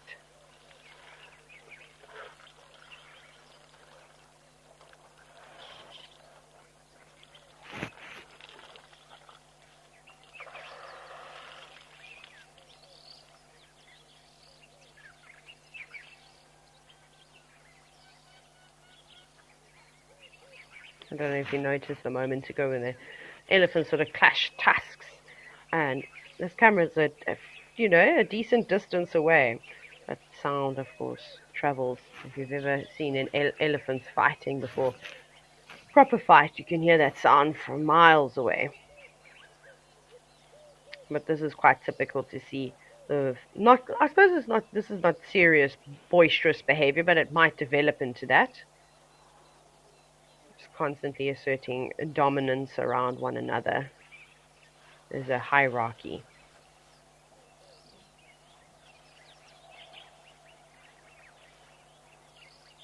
It's just funny to see how elephants grow.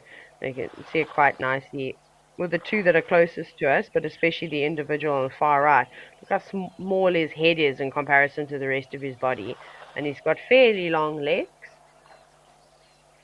It reminds me of how horses grow. They do something very similar.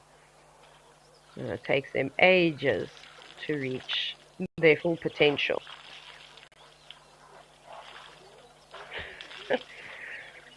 The bull. We love all the support. We read all the comments, and now we want to acknowledge our biggest fans. Do you know when Ribbon was seen last? Or the names of June's cubs? Do you remember the last time we were up close and personal with an elephant? If you answered yes to any of these questions, then you are in for a treat. WildEarth's Fan of the Month. We are looking for you. For more details, make sure to read our monthly mailer and keep an eye out on our social media pages. WildEarth, it's in your nature.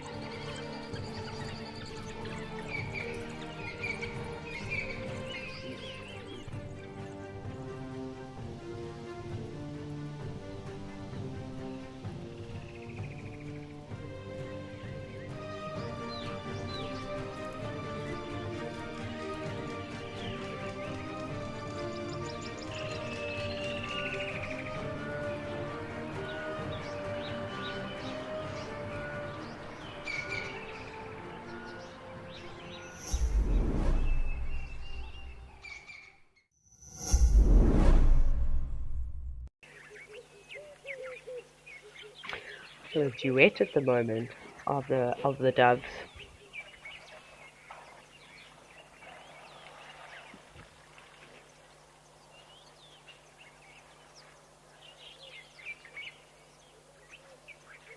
It looks like it's quite interesting if you have a look at the two elephants on the right hand side. I don't know if you can see of the two on the right, the one that's facing us. Look how long his tusks.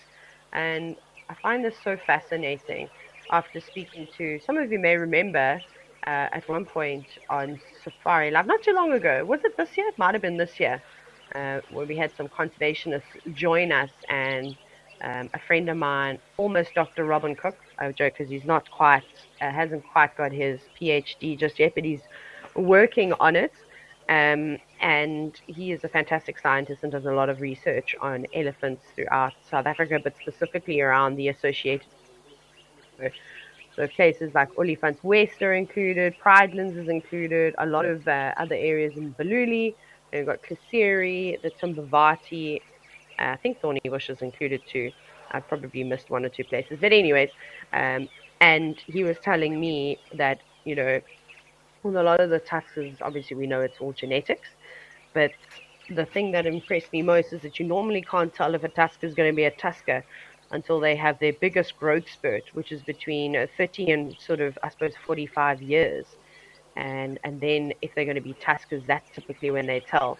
And that's why not all tuskers are collared, is because you never know when it's sort of gonna happen. And ideally, they want to put them on when they're slightly younger.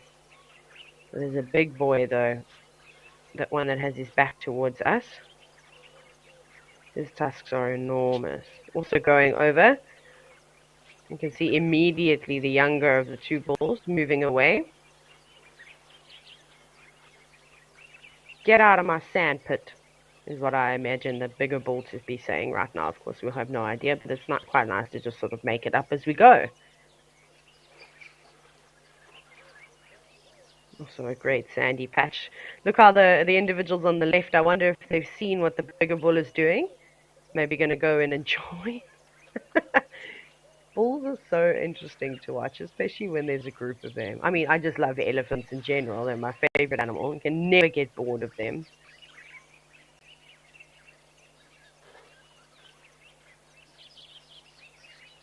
You're going to try and sneak into to have a dust bath. Look at his trunk, the one on the left that's approaching the two bulls in the sand. Sort of twisting his track. I love how all these twists mean something different, and we forget. You're going to go in again, pick on the smaller of the bull. That's a tough life. This is saying, get out, I want a spot.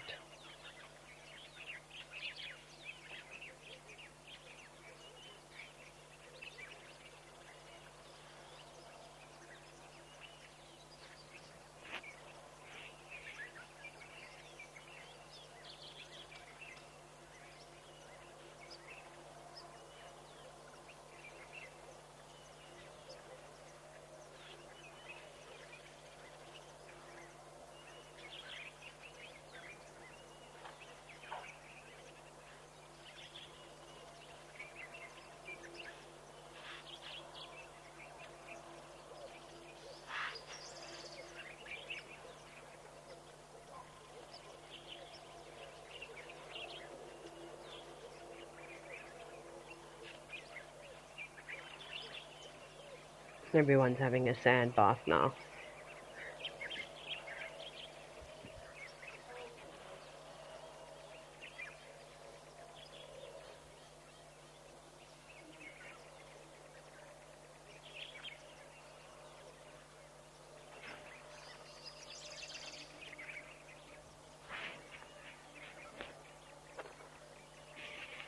Oh, there's a great question from Alex. You've asked how many elephant herds are in Tembe Elephant Park. So, in terms of herds, I'm not sure because numbers can vary between breeding herds. However, there's over 200 elephants there. I'd say anywhere between 220 and 250 individuals.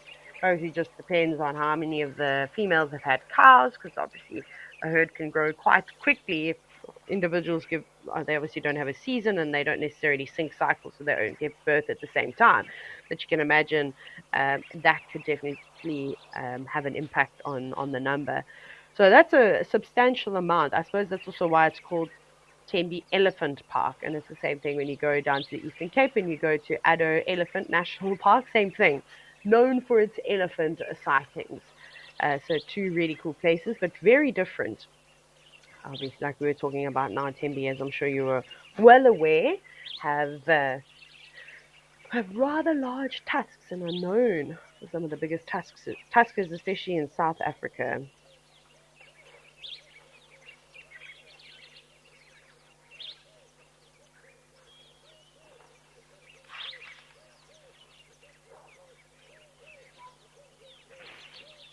It's elephant populations throughout the world. But specifically, I suppose, let's keep it relevant. Let's talk about African elephants. There's over 400,000 of them around. But one of the biggest things that they face is habitat loss. I suppose that's like with most of wildlife. The reason for their demise is because of habitat loss and then humans encroaching into what's left of the wild spaces as our populations grow exponentially. And so it becomes quite a tricky thing to sort of manage. But there are desperate attempts at the moment from various conservation organizations to try and create natural corridors, because essentially elephants could just move all over the continent. But that has changed, and fences are put up, wild spaces, turned into various civilizations, and that can be quite tricky. So they aren't able to move around freely like they used to. One of my favorite things that are happening, and it's exciting for elephants, is that obviously between Zimbabwe, Botswana, and Mozambique, some areas, of course, have got some fences, but elephants are known to be able to go through anything. But there are a lot of open spaces. So, elephants in Southern Africa, although the corridors are limited, can move between countries. And obviously, they don't need a passport. They just kind of do what they want when they want. And the new corridor that they're working on, which I only just recently learned about, is actually northern Mozambique, a wilderness area called Nyasa. And then just north of Mozambique is Tanzania, and there's one of the oldest game reserve in Africa. It was called the Selous Game Reserve, but it's now changed. It's called Nyerere National Park, and they are trying to basically open up a corridor between the Nyerere National Park and Nyasa, and that'll be great so that the southern African elephants can will move more safely into East Africa, and that is going to be great for genetic diversity, because sadly most of the populations of elephants, it is the population of elephants in Southern Africa, has lost the gene, like I mentioned earlier, having big tusks. And that's because of just the constant pressure from poaching, and a lot of the hunting that went on a very, very long time ago. You can imagine people coming through on various trade routes, but one of the most important trade routes is also along the east coast of Africa, and coming through hunting, collecting ivory, that type of thing. So and with Southern Africa being quite well developed, they were persecuted to that point. So let's hope, fingers, that happens and they turn that corridor into a safe haven. There's a lot of work that needs to be done, a lot of poaching that goes up on into that area. There used to be huge hunting conservancies, and they still are around the Nyasa wilderness space. So they'll have to try and sort of control that. And then who knows, maybe the genetics in southern African elephants, although of course they're the same species, will change up, and we can bring some of the tusking genes back down here.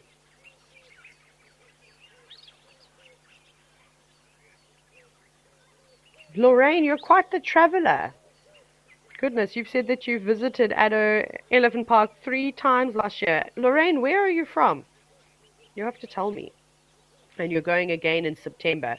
I love the Eastern Cape.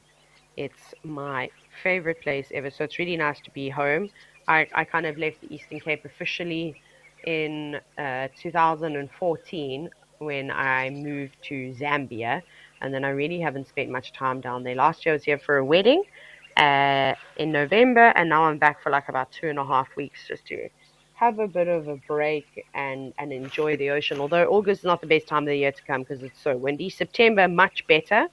The wind has subsided, and obviously spring with a lot of the flowers that sort of come about. So I hope you enjoy Addo Elephant Park.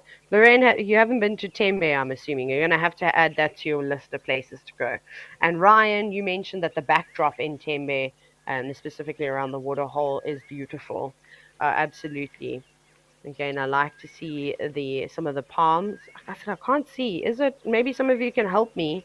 I They look like more like wild date palms to me, more than anything. I'm just again looking at the coloration, but then there was like one, maybe both species. Maybe there's lala palms and wild date palms there. But anyway, so I love that. And that's quite what you sort of start to see in more northern parts of South Africa. In Mozambique, you see it quite a bit. In Botswana, you see it, and the same thing in Zim, especially around the Limpopo River area.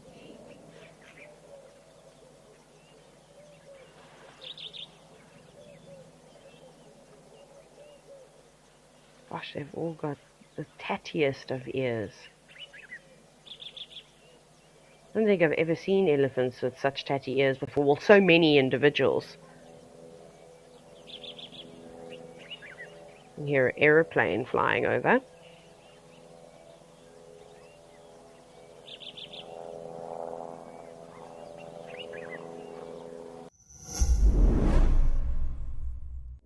Are you yearning for a private virtual WildEarth safari adventure with our naturalists and crew?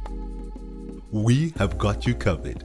Sign up to be an explorer before the 15th of August and you could win a private safari experience.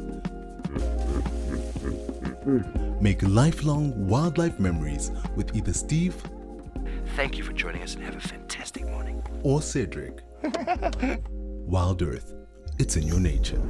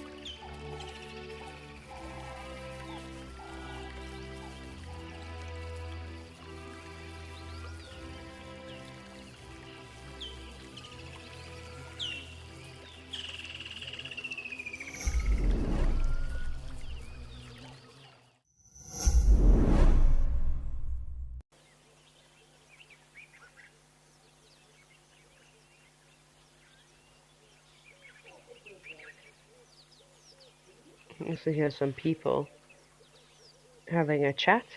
I'm wondering, is the lodge close by? Who knows? Well, I suppose somebody does know. I just don't know. But like I said, imagine just sitting here listening to the conversations around various wildlife. It would be so lovely. I'd have so many questions for them.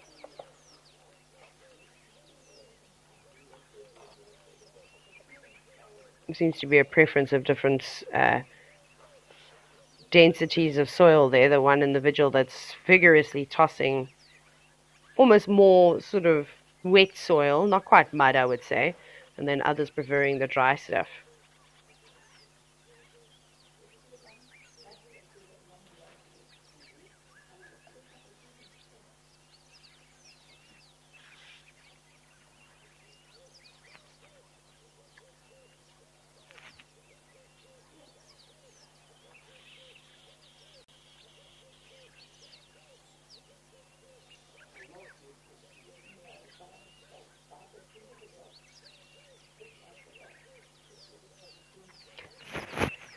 Oh, there must be a lodge nearby. I'm going to see if I can maybe pull up a map quickly and have a look.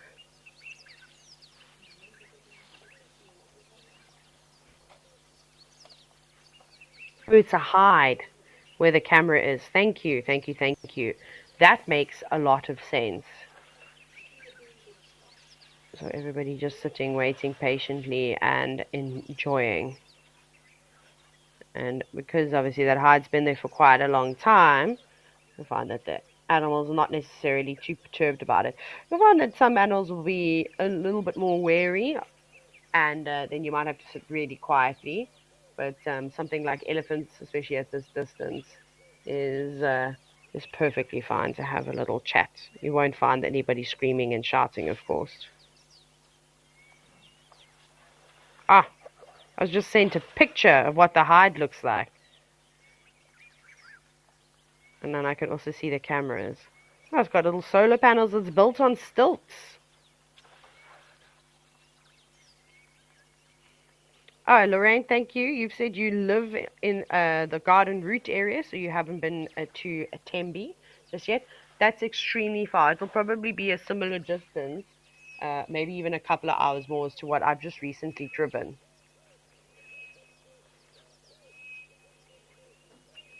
Oh, goodness. Shall I have a look and see? I don't know where in the Garden Route you stay. So let's do Garden Route. Shall I guess? Do you live in Knysna?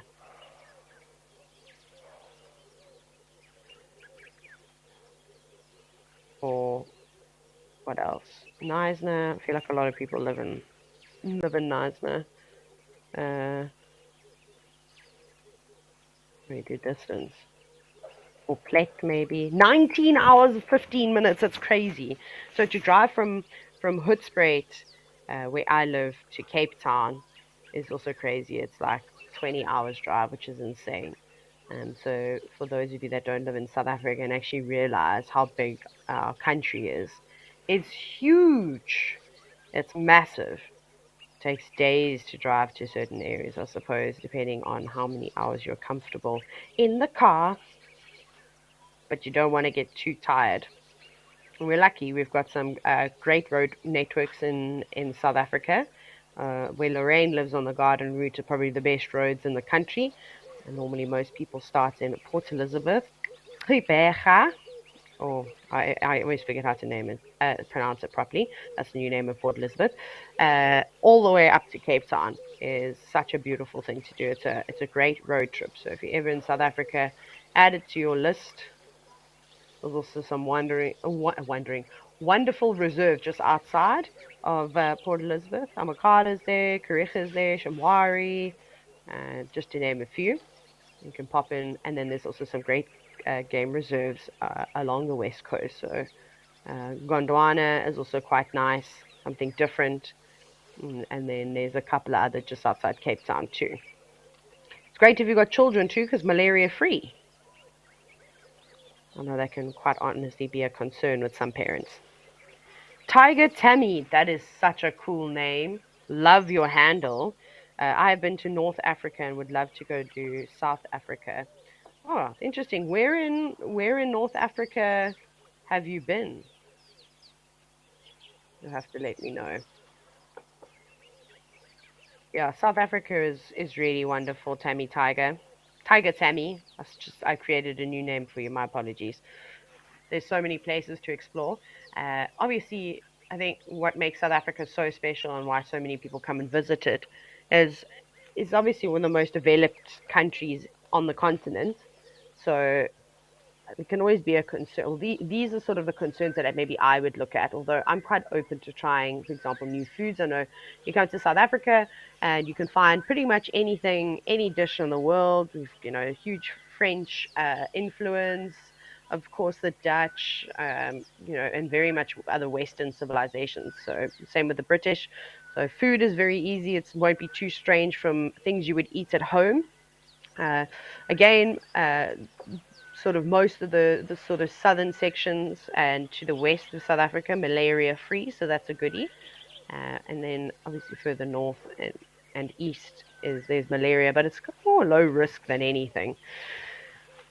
And then what else? We've got a great cultural aspect too. There's some great cultural food tours that you can go on. I think my life has revolved around foods, just as much as elephants, really. So you can kind of go and do that. And then we've got great wilderness areas too, as we're able to showcase today. Sabi Sand being the most spectacular if you want big cats. But I truly love sort of the KwaZulu-Natal, which is one of the provinces. So the east coast of South Africa also so diverse. Some of the national parks, even just game reserves, go out into the ocean. How cool is that? The Indian Ocean. So you could probably even see turtles on your safari. Not in the bush, you'd have to obviously grab some snorkels and off you go. And then the west coast with the fynbos is also so different. So you can just keep coming back. You can probably stay here for 2 months, 3 months. And most South Africans haven't even traveled our own country very well. There's so many places I still need to get to, like Kempfus Dam. I'm just going to keep going on about that until somebody offers to take me. I promise I'll try and provide good entertainment and snacks. Wouldn't that be fun? Impala coming around now too, just a couple of them.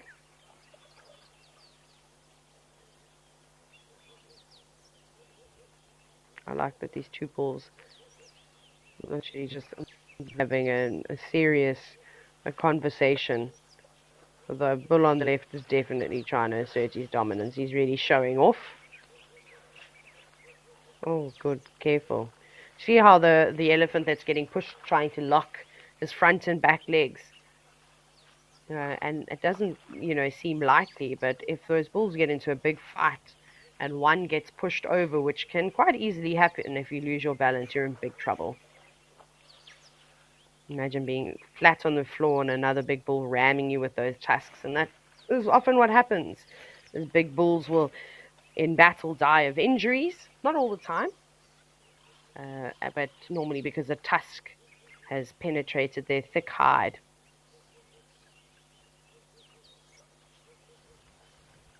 Actually, maybe some of you will remember this. Was a couple of years ago with Brent on Safari Live.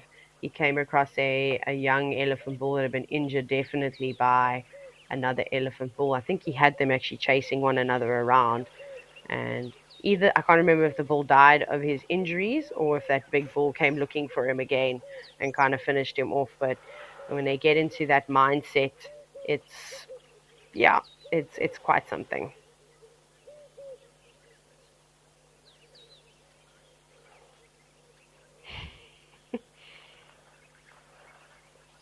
Off he goes. The older bull has had enough now.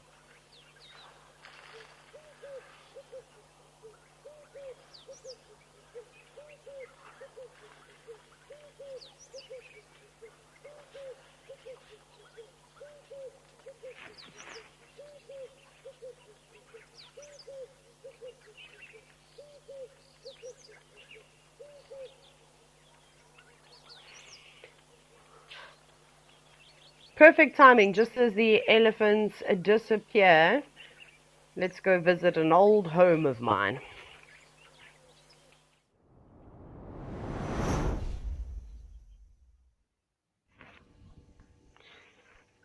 Gosh, we're at the Juma camera now. And this place will forever be a really special place in my heart. We're not staring at the dam right now, but we're watching a baboon. A troop just feeding amongst the guaris. You can also hear the hippos, of course, sort of breaching and snort or expelling air. So I don't know what the baboon has found on the ground, but it seems to be something that he likes. He's spending a bit of time there. He could be picking up little insects. There might be some seeds or something down on the ground. Or perhaps he's also dug something up. We quite often see vivid monkeys and baboons around this area. We spend a lot of time here after they finished raiding the camps. Oh, here come the rams. Let's see the baboon not too impressed, just kind of like, keep out of my way, don't hit me.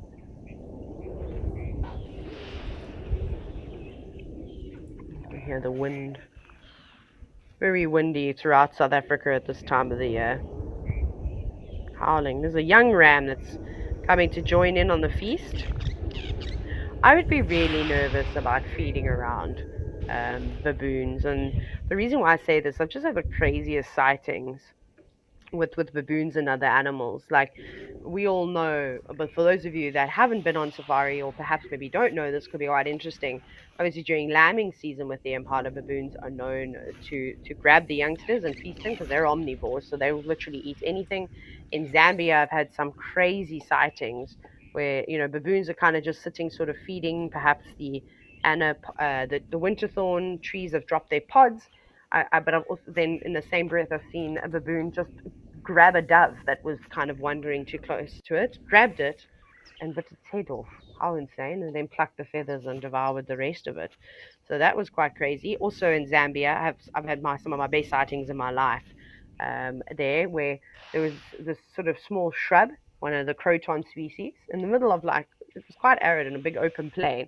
And next to this sow, a female warthog, was walking past with her tiny little piglets, and then these two baboons emerged, or they burst out of the bushes essentially, and they grabbed a piglet each.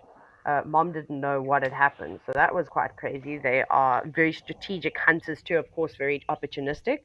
And then on two separate occasions, I've had baboons and impala interacting around one another, and I'll talk about both of them. The one sighting was underneath some anna trees, but I'll get to that now.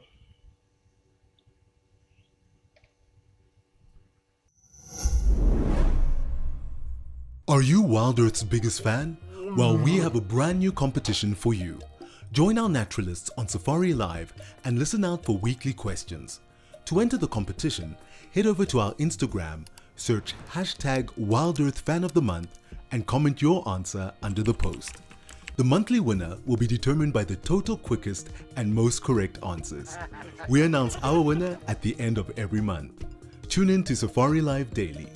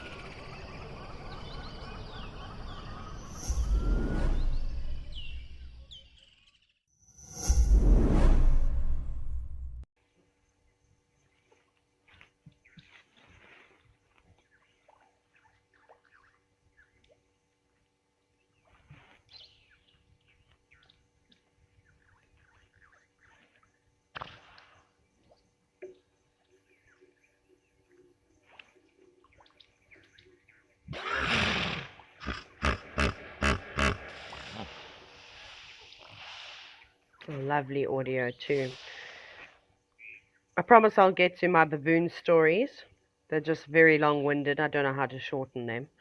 I think I don't know how to shorten anything, to be quite honest. I'll just ramble and go on and on.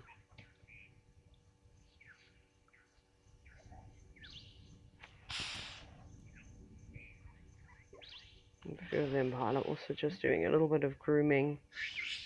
You can see how the young... Can you hear that?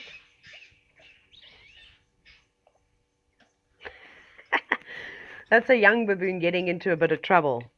Notice how all the impala just shot their heads up though. Realize the youngsters look at one individual looks a little bit confused and not too happy, still looking around. Everyone else is carrying on, especially the ewes that are slightly older. They were just like popped their head up and went, "Oh, typical." Okay, baboon story time.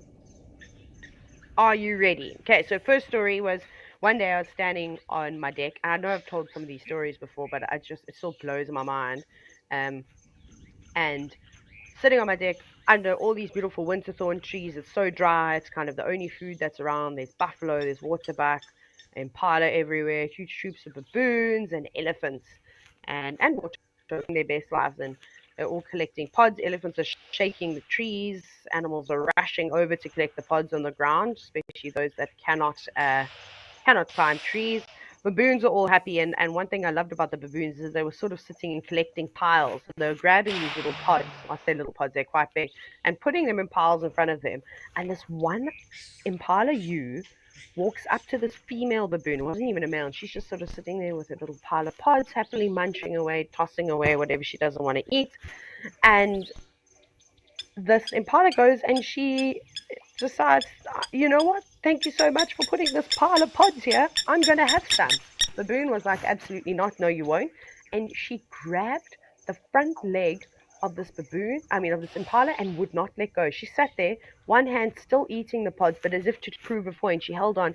That ewe was bucking and bronking. She was desperately trying to get away. And eventually the baboon let go of her and off she ran.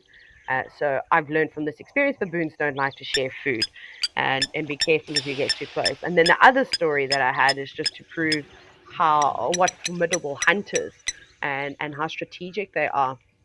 So I watched these two male baboons that were sort of sitting. I didn't actually notice that they were there initially, but I'd spotted a female impala, and she was giving birth.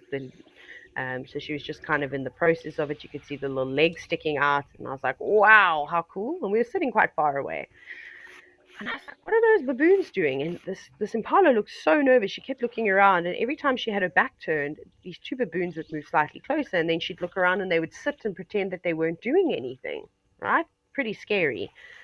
So they just got closer and closer, and this impala kept moving away from them. It's like she could sense that something was up, that their intentions were not necessarily good. I suppose we all get a gut feeling when, situations might not be the best. And the next minute, this one baboon, big male, runs over, grabs the ewe by her ears. Now, I'm recording this entire thing except for the part where the baboon grabbed her. I took photos, so I have all the proof.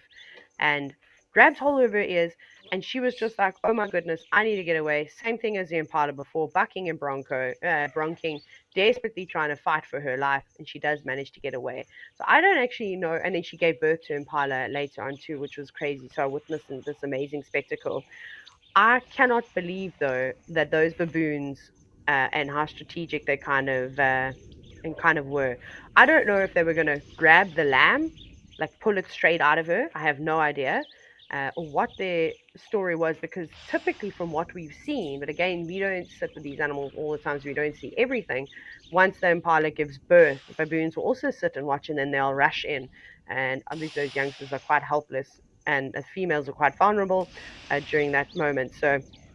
So strange, right? What a crazy sighting.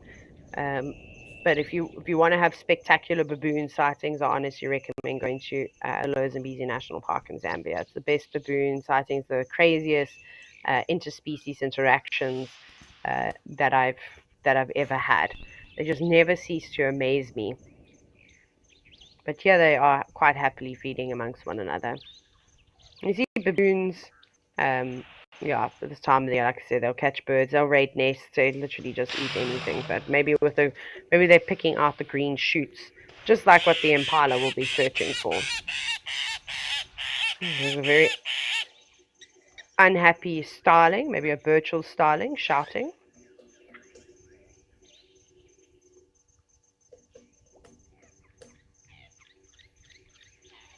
I hope I'm not boring you with my stories.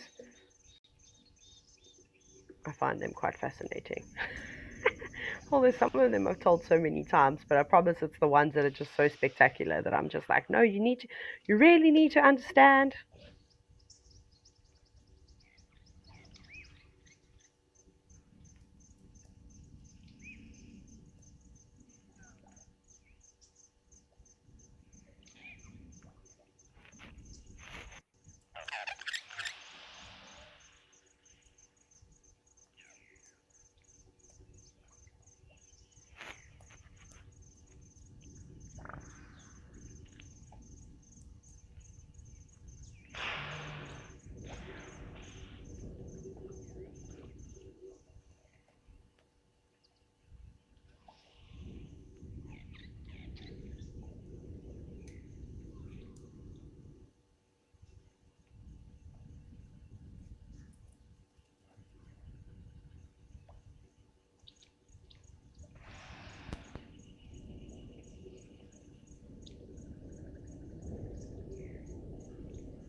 It's just so peaceful.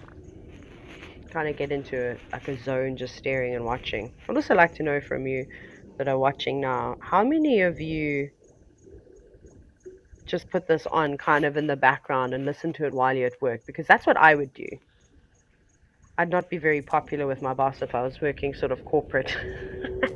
But anyways, Catherine, you said I've seen baboons feasting on the termites that have wings. So on the termite wings, so just the wings themselves. So if you're wondering what on earth Catherine is talking about, the reproductive termites, we call them alates, and they obviously have wings so that they can disperse, they fly away, the males and females, or the princes and princesses. And once they are at a distance away or they've found a suitable mate, and sometimes they come straight out of the mound and back on the ground again, but the male will chase after the female and they shed their wings. So I don't blame them for feasting on the wings. I highly doubt there's much nutritional value surrounding wings. But anyways, if you got to do what you got to do, just eat as much as you can.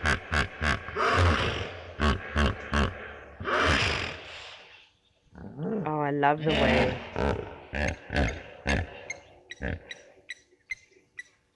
Sorry, the hippos weren't quite finished then. It's rude to interrupt. So I love the way that Vuyatela has been designed. Obviously, it's man-made. There's a dam wall there, so they've kind of dammed up the sort of drainage line that once was a flowing or undisturbed river system, but that was done a very, very long time ago. But it sort of amplifies the sound, which is so lovely. We get to hear that amazing echo. Just having a quick scan to see what's around. We know how many leopards and lions frequent around here. I've seen African wildcats, also not too far from the dam. Maybe we find some other bird species too. Let's see a starling. I think we're going to, it seems like we're going to head towards the hippos. To be able to find things on this camera is amazing. It's been so useful to me, especially in sightings. I'll never forget one day, it was in Sumi, and everyone was like, we can see a leopard on the dam cam. And I was like, where? I was driving up and down and around, and everyone's trying to describe where it is to me. It was so far away.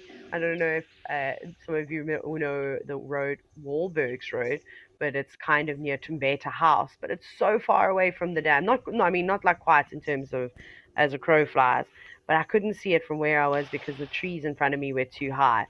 But there she was, and because this camera is positioned slightly higher up in a tree, it was so spectacular. And that day was amazing. We had crows chasing her, mobbing her in a tree while she had a kill. They're the hippos.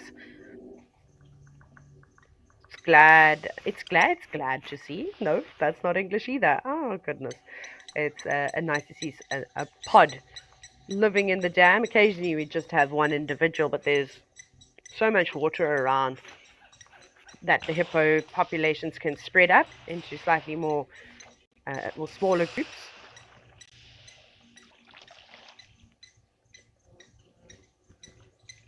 You hear the blacksmith lapwings, and it's good, of course, to alleviate pressure on water systems to have different family groups. Obviously, during dry season, whatever water source is available, then they'll take it, and then they kind of on top of one another, which is not ideal, especially with all the defecation and urine.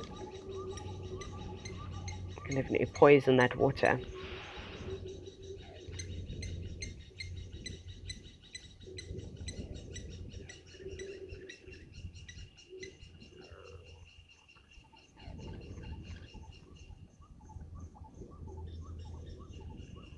You hear the black-collared barbets?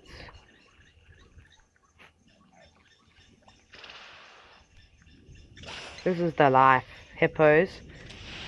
I would like to come back as one of you. I'd just be living my best life in water all day, then going out onto the banks for an occasional sunbathe. I'd chase lots of different wild animals. I'd definitely torment the crocodiles. And I've seen that quite a bit. Not so much in South Africa, but Kenya on the Mara River. Man, I used to sit and watch these, like the adults would be out just sunning themselves on the banks, having a rest, and of course the youngsters not wanting to sleep or moving around and trying to entertain themselves. And quite often they'd go up to the crocodiles and nip their tails and watch them dart into the water.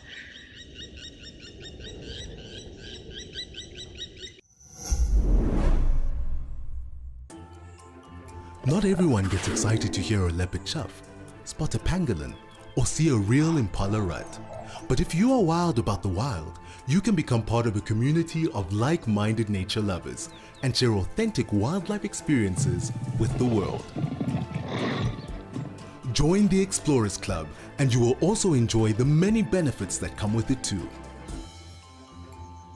WildEarth Explorers, it's in your nature.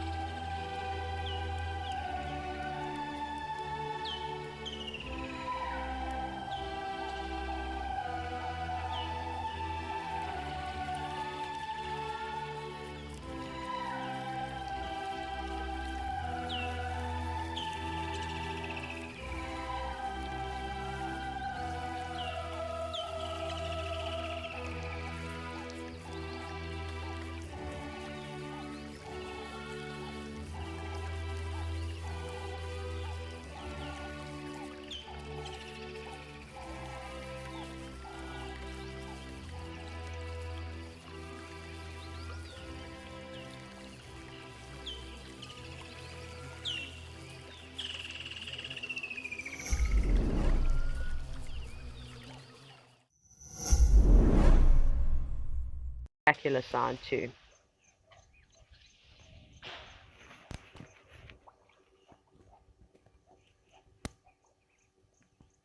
It's hard to tell if there are any youngsters with this potter hippo, but I don't think so. Haven't seen like any tiny heads. Maybe some of them are sub-adults. Chitwa Dam is obviously really good for hippo viewing as well. Right, let's check out Tembe. I'm sure we're going to see more elephants, but maybe a few other species. Of course, I feel like it's quite safe saying we're going to see an elephant at Tembe.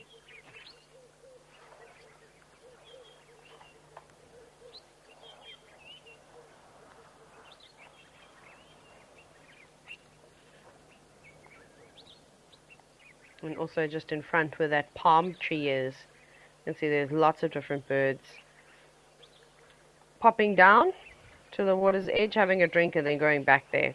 It's best not to show yourself all the time.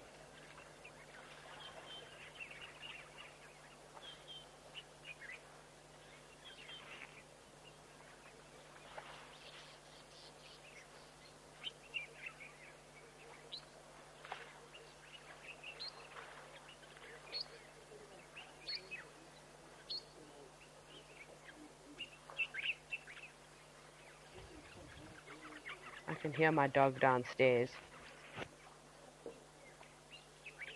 Oh, huffing. Huffing and huffing. Silly boy. I think so far my favorite audio though has to be a Tembe, and obviously the diversity of birds is going to be a lot higher here. KwaZulu-Natal, again, this province on the east coast of South Africa, is a fantastic destination to visit for birding because there's so many different ecozones within this environment. I'm actually not sure if Tembe, I don't think Tembe has part of the sand forest. I have to ask the interweb again.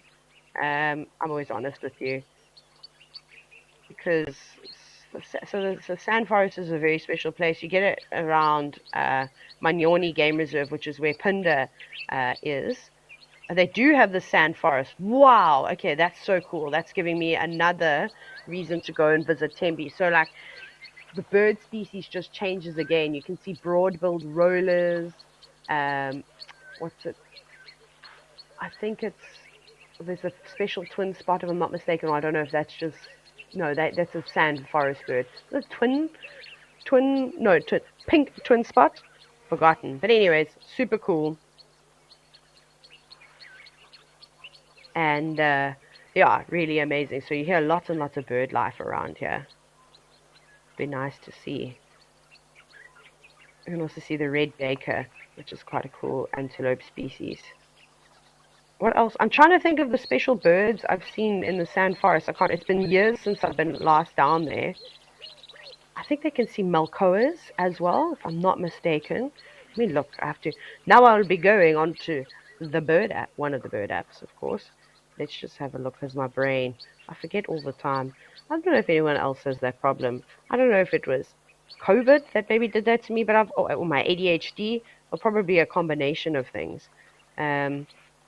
Actually,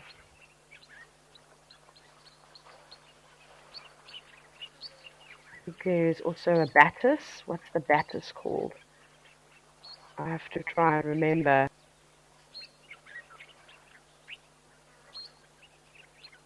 Let's see. No, that's not. I should probably just go onto. Here we go. Something like. There we go. Yeah. So I've seen. I'm literally just going through the list now.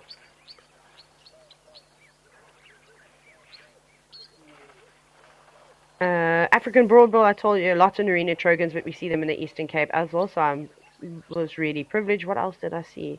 Oh, Eastern Nikita, also a really cool bird. The green twin spot. Yeah, lemon-breasted canary, so actually that's something we can try and look out for, but it's quite tricky. So lemon-breasted canaries specifically like these palm trees that we can see. And so they quite often will nest in there, but you've got to be zoomed up quite close. But maybe one day we can spend some time when Tembe's a bit on the quiet side and see if we can see them. I've seen a lot of lemon-breasted canaries up in Makuleki, or around the Pafuri area. So that's just the northern parts of the Kruger National Park, essentially, where Mozambique and Zimbabwe and South Africa form this little confluence.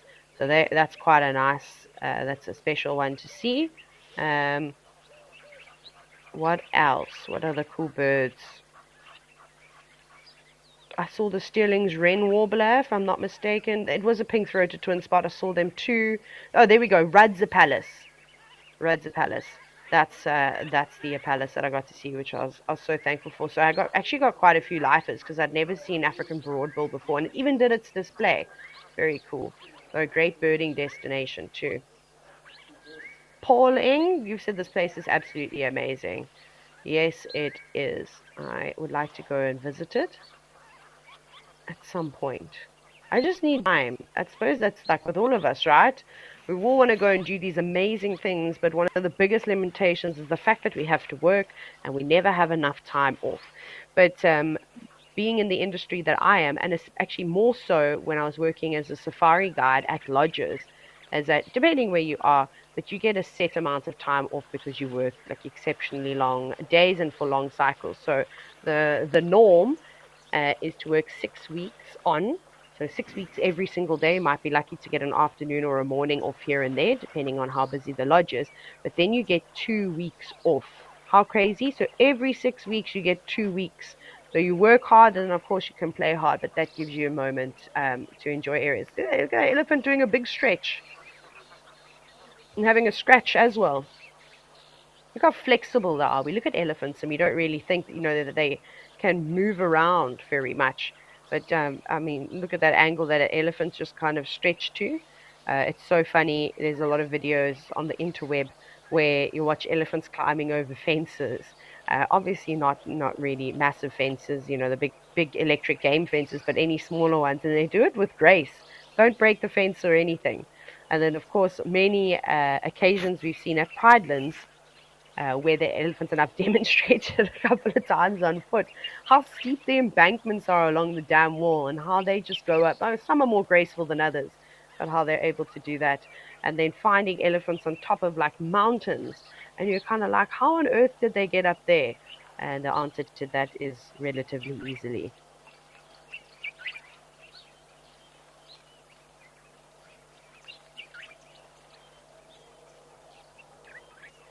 I actually wonder what birds those are. Is it possible that we can have a look at that palm tree that's just at the water's edge? There are so many birds that are just maneuvering around there. I should probably, you know what I should do? I'm going to do this, but you're all going to have to remind me. You're going to have to be like, Taylor, remember you said you're going to do this thing because I'm useless. Should we start a Waterhole bird list? Well, at least I'm going to. Bird list. I never keep bird lists anymore. Um, Live at the Waterhole, and kind of go through it. I think we'll probably let's do locations as well. So we'll do Tembe. Let's start. Let's do a bit of birding. Um, are we? And then I need your help. So help me with this. Are we going to only do birds that we see, or are we going to do calls as well? Or do perhaps we try and do both, like maybe with the ones that we've heard the calls, I'll do a little star next to, but we haven't actually seen them. Let me know in the comment section. Tell me what we should do, and I'll let you guys decide. I don't really mind so much. It takes the pressure off me if we don't have to identify them by call. No, I'm just teasing. Of course, we're here to learn together, and it's always a lot of fun. Right, so we're getting slightly closer. I don't know. Are those bulbuls? It's hard to tell. Obviously, this camera is quite a distance away from the water's edge, and there are limitations on the zoom. Obviously, the closer we go in, you can imagine the more pixelated it gets. So it's a bit tricky. I'm just listening and I'm hearing a lot of dark cap bulbuls, and I think that those are the majority of the birds that are coming down to the water. They're kind of bland looking. They sort of got a slightly darker head, and then a dirty, dusty brown body. You can see the breast is a little bit lighter there, and then they've got a very distinct yellow rump. But we won't be seeing that, so let's add dark cap bulbuls to the list. And then earlier on, we also saw African jacana. So bulbul, let's put African jacana.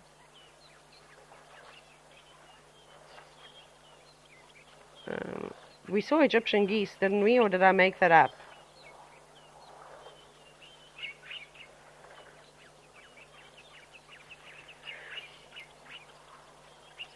Yeah, those are all dark cap bulbuls.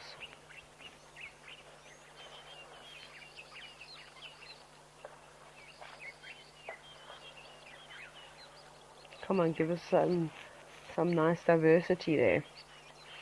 We're quite limited, I think, out here right at the Waterhole as to what we're going to see. We're going to miss a lot of the waxbills and firefinches, and they're just going to be almost impossible to identify with such a distance.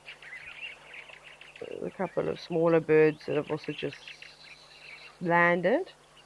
I hope we'll be able to see the lemon-breasted canaries. I suspect we will, though.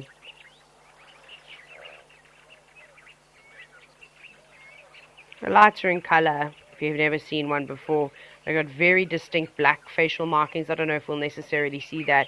And then they do have, like their name suggests, a lemon breast. Maybe we'll get lucky and we'll be able to point that out. So I think it's going to be quite tricky. But we'll see how it goes.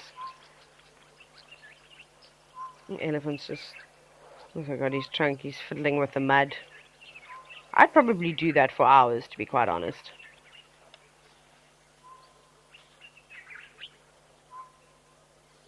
I have to sit and also listen very closely so I can remember how to tell the difference between a southern bobo or boo-boo, whatever your preference, and the tropical, but I think it's a southern. I think a tropical boo-boo scores a little bit quicker and, I don't know, like more fluid, if you will.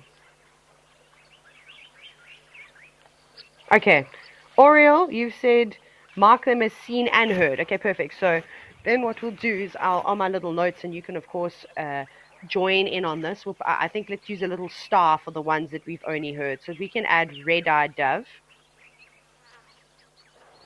for sure. We'll put a little thing there. I'm sure we'll see them at the pan, but again at a distance they could be easily confused with a mourning dove as well as a ringneck dove or Cape turtle dove. Just again, whichever one you want to call it. We also saw. What do you all think? Do you think that that's a tropical boo-boo bobo, or do you think it's the southern? I'm going to go with the southern. I won't annoy you with a call right now, but we'll definitely have a look into that. What else did we hear? I did earlier. I don't know if you heard it, but I think I need to call it out for us to mark it down. And of course, if you hear anything, let me know. We can keep developing this list. I did hear a grey-headed bushrock, but we won't add it for now. I'm sure it's something that we're going to hear and see again. Let's have another listen.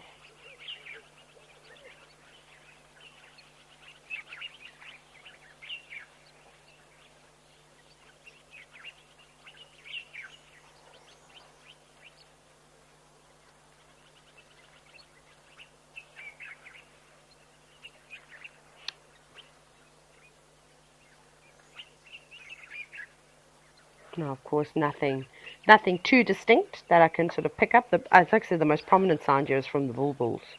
And then, of course, the elephants slurping up water or tossing mud onto themselves.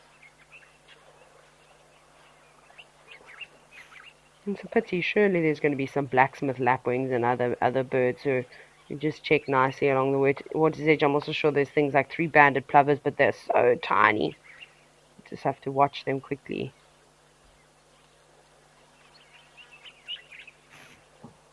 Hello, Tucker. Where have you been? He's looking at me with a complete disgust. If you don't know who Tucker is, he'll be featuring as well. He's always with me. It's my dog.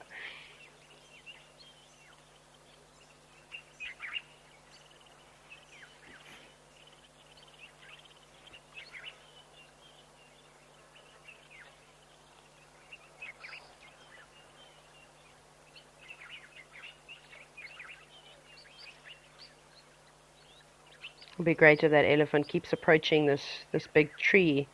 What is it? Is it a boerbean? Are these boerbeans, these big trees here? It's so hard to tell. But if he can come and have a scratch up against there, I'm sure many elephants have used that tree as a rubbing post.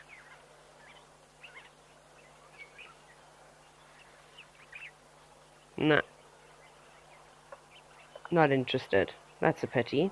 I'm sure at some point we'll see that happening, though. Just going to stand and rest in a different spot. I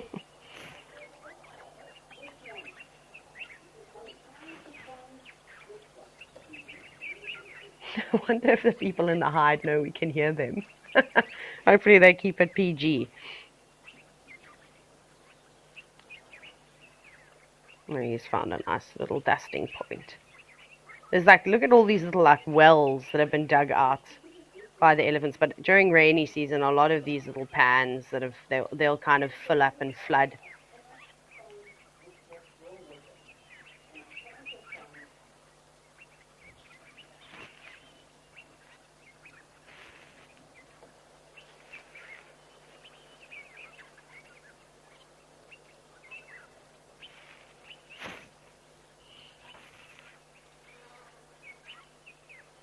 Yeah, the odd flies sort of zooming past too. Zzz. You know what would be really cool is if we could put a camera literally like pointing at something like a boerbean tree, because they're going to start getting flowers normally in September. The boerbeans, the specific pieces of trees look like they're on fire. And imagine having a camera that was relatively close, like to the leaves and stuff. And maybe it'd have to be a seasonal camera. Imagine watching all the cool birds and small mammals like squirrels and that type of thing, all munching on the flowers. Wouldn't that be cool? And what we're actually seeing at the moment is during dry season, during winter, all the aloes start to flower, and every single bird literally looks like it has a an orange head. So I know it's confused me for many years, staring at birds going, you look so much like a fork-tailed drongo, but you've got a bright, like orangey red head, like a red-headed weaver. What are you? So that always catches people. Uh, and it's funny, you sit there watching them eating it and you still can't work it out. Oh man, nature. Nature is so funny.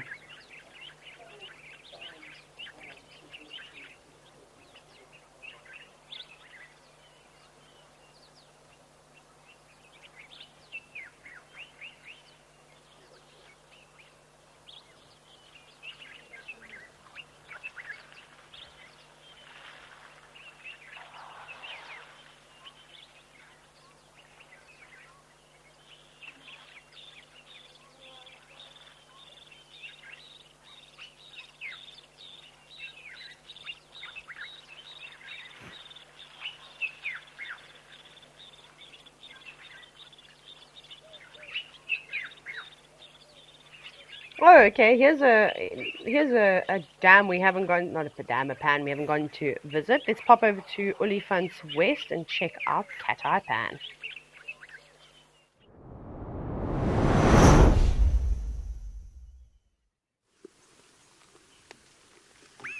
Hello, Impala. Coming down to have a drink. Oh, we've got to add Cat Eye Pan now too. I hope I'm gonna have enough space. I'm gonna have to do a page for everything. Cat Eye Pan. Ooh, we've got whistling there. With one of the starlings maybe making an interesting call. We can also keep an eye out for oxpeckers.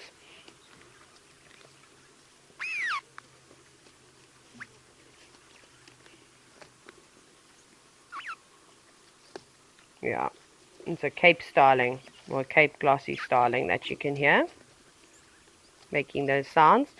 So sometimes with birds, I always find they might be doing a call that you're not necessarily familiar with, and their calls are quite different wherever they go. So that little high pitched whistle is quite tricky, but then it did its original call.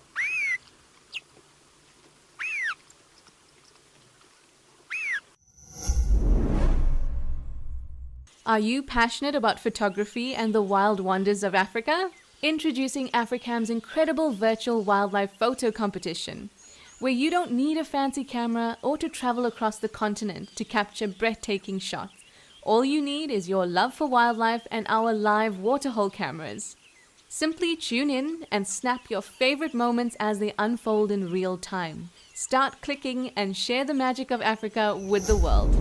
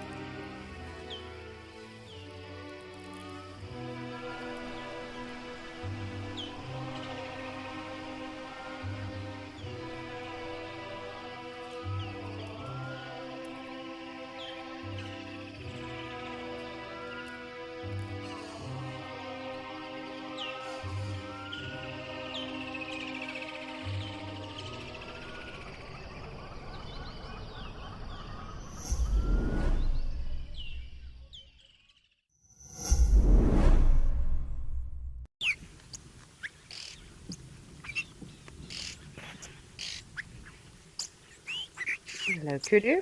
Very fluffy. Miserable day in the low felt. I thought it was supposed to be hot this week. I was obviously horribly confused. Before I left for the Eastern Cape, I checked the weather and I was like, man, it's going to be so nice. We're obviously lucky in the low felts and have the most beautiful, beautiful winters. It'll be interesting to see what happens with the rains this year. We've had a lot of unseasonal and late rains. We'll see what sort of happens. But anywhere from about, normally we start to see September, October, the big cloud formation starting to, sort of roll in. And then they get bigger and bigger, eventually turning into big cumulonimbus clouds. And then suddenly will break and have the first burst of rain. A young kudu is making his way through very quickly too. It won't be too much longer before he's not going to be necessarily tolerated in the group and he'll have to split off. Especially during breeding season, when the big kudu bull comes through, he'll be the one that says, hey, right, time to leave.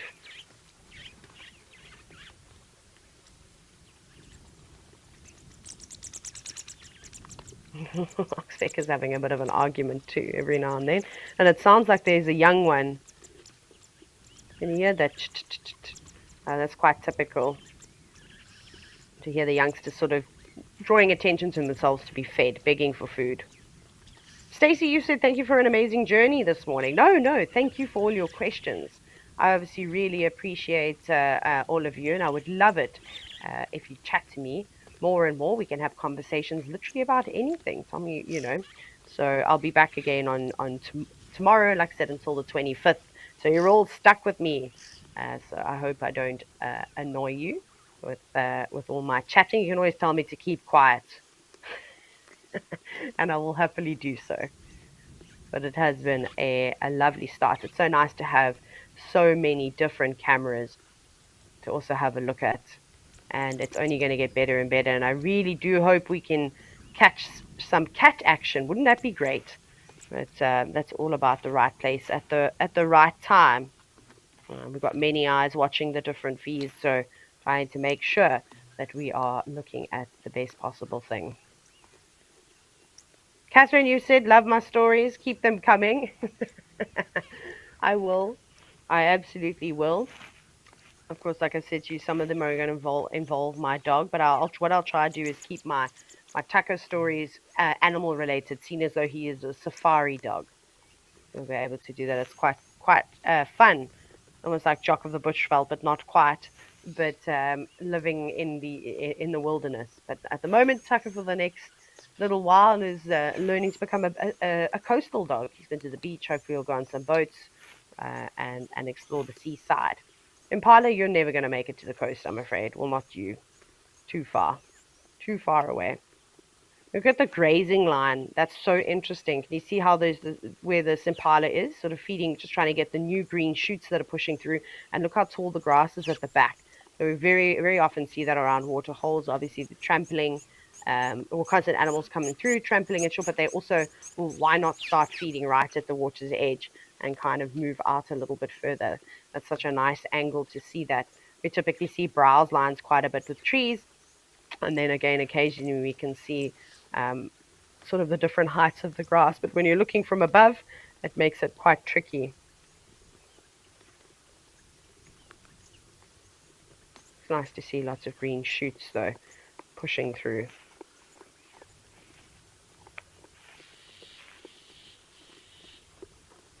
But it has been a wonderful couple of hours spent with all of you. I can't believe how quickly it has gone. So thank you so much for joining me. And of course, the Live at the Waterhole show is going to continue every single day. So make sure you join us. If you don't have time because you're stuck at work, I'm so sorry for that. But make sure you join us for the sunset safari or even the sunrise safari, whatever your time zone allows. But yeah, a big thank you again. There's going to be lots and lots of different things to talk about and a bunch of cameras that we haven't seen today. But from me, Taylor, in case you've forgotten, I hope you have a wonderful day or evening, and I will see you tomorrow.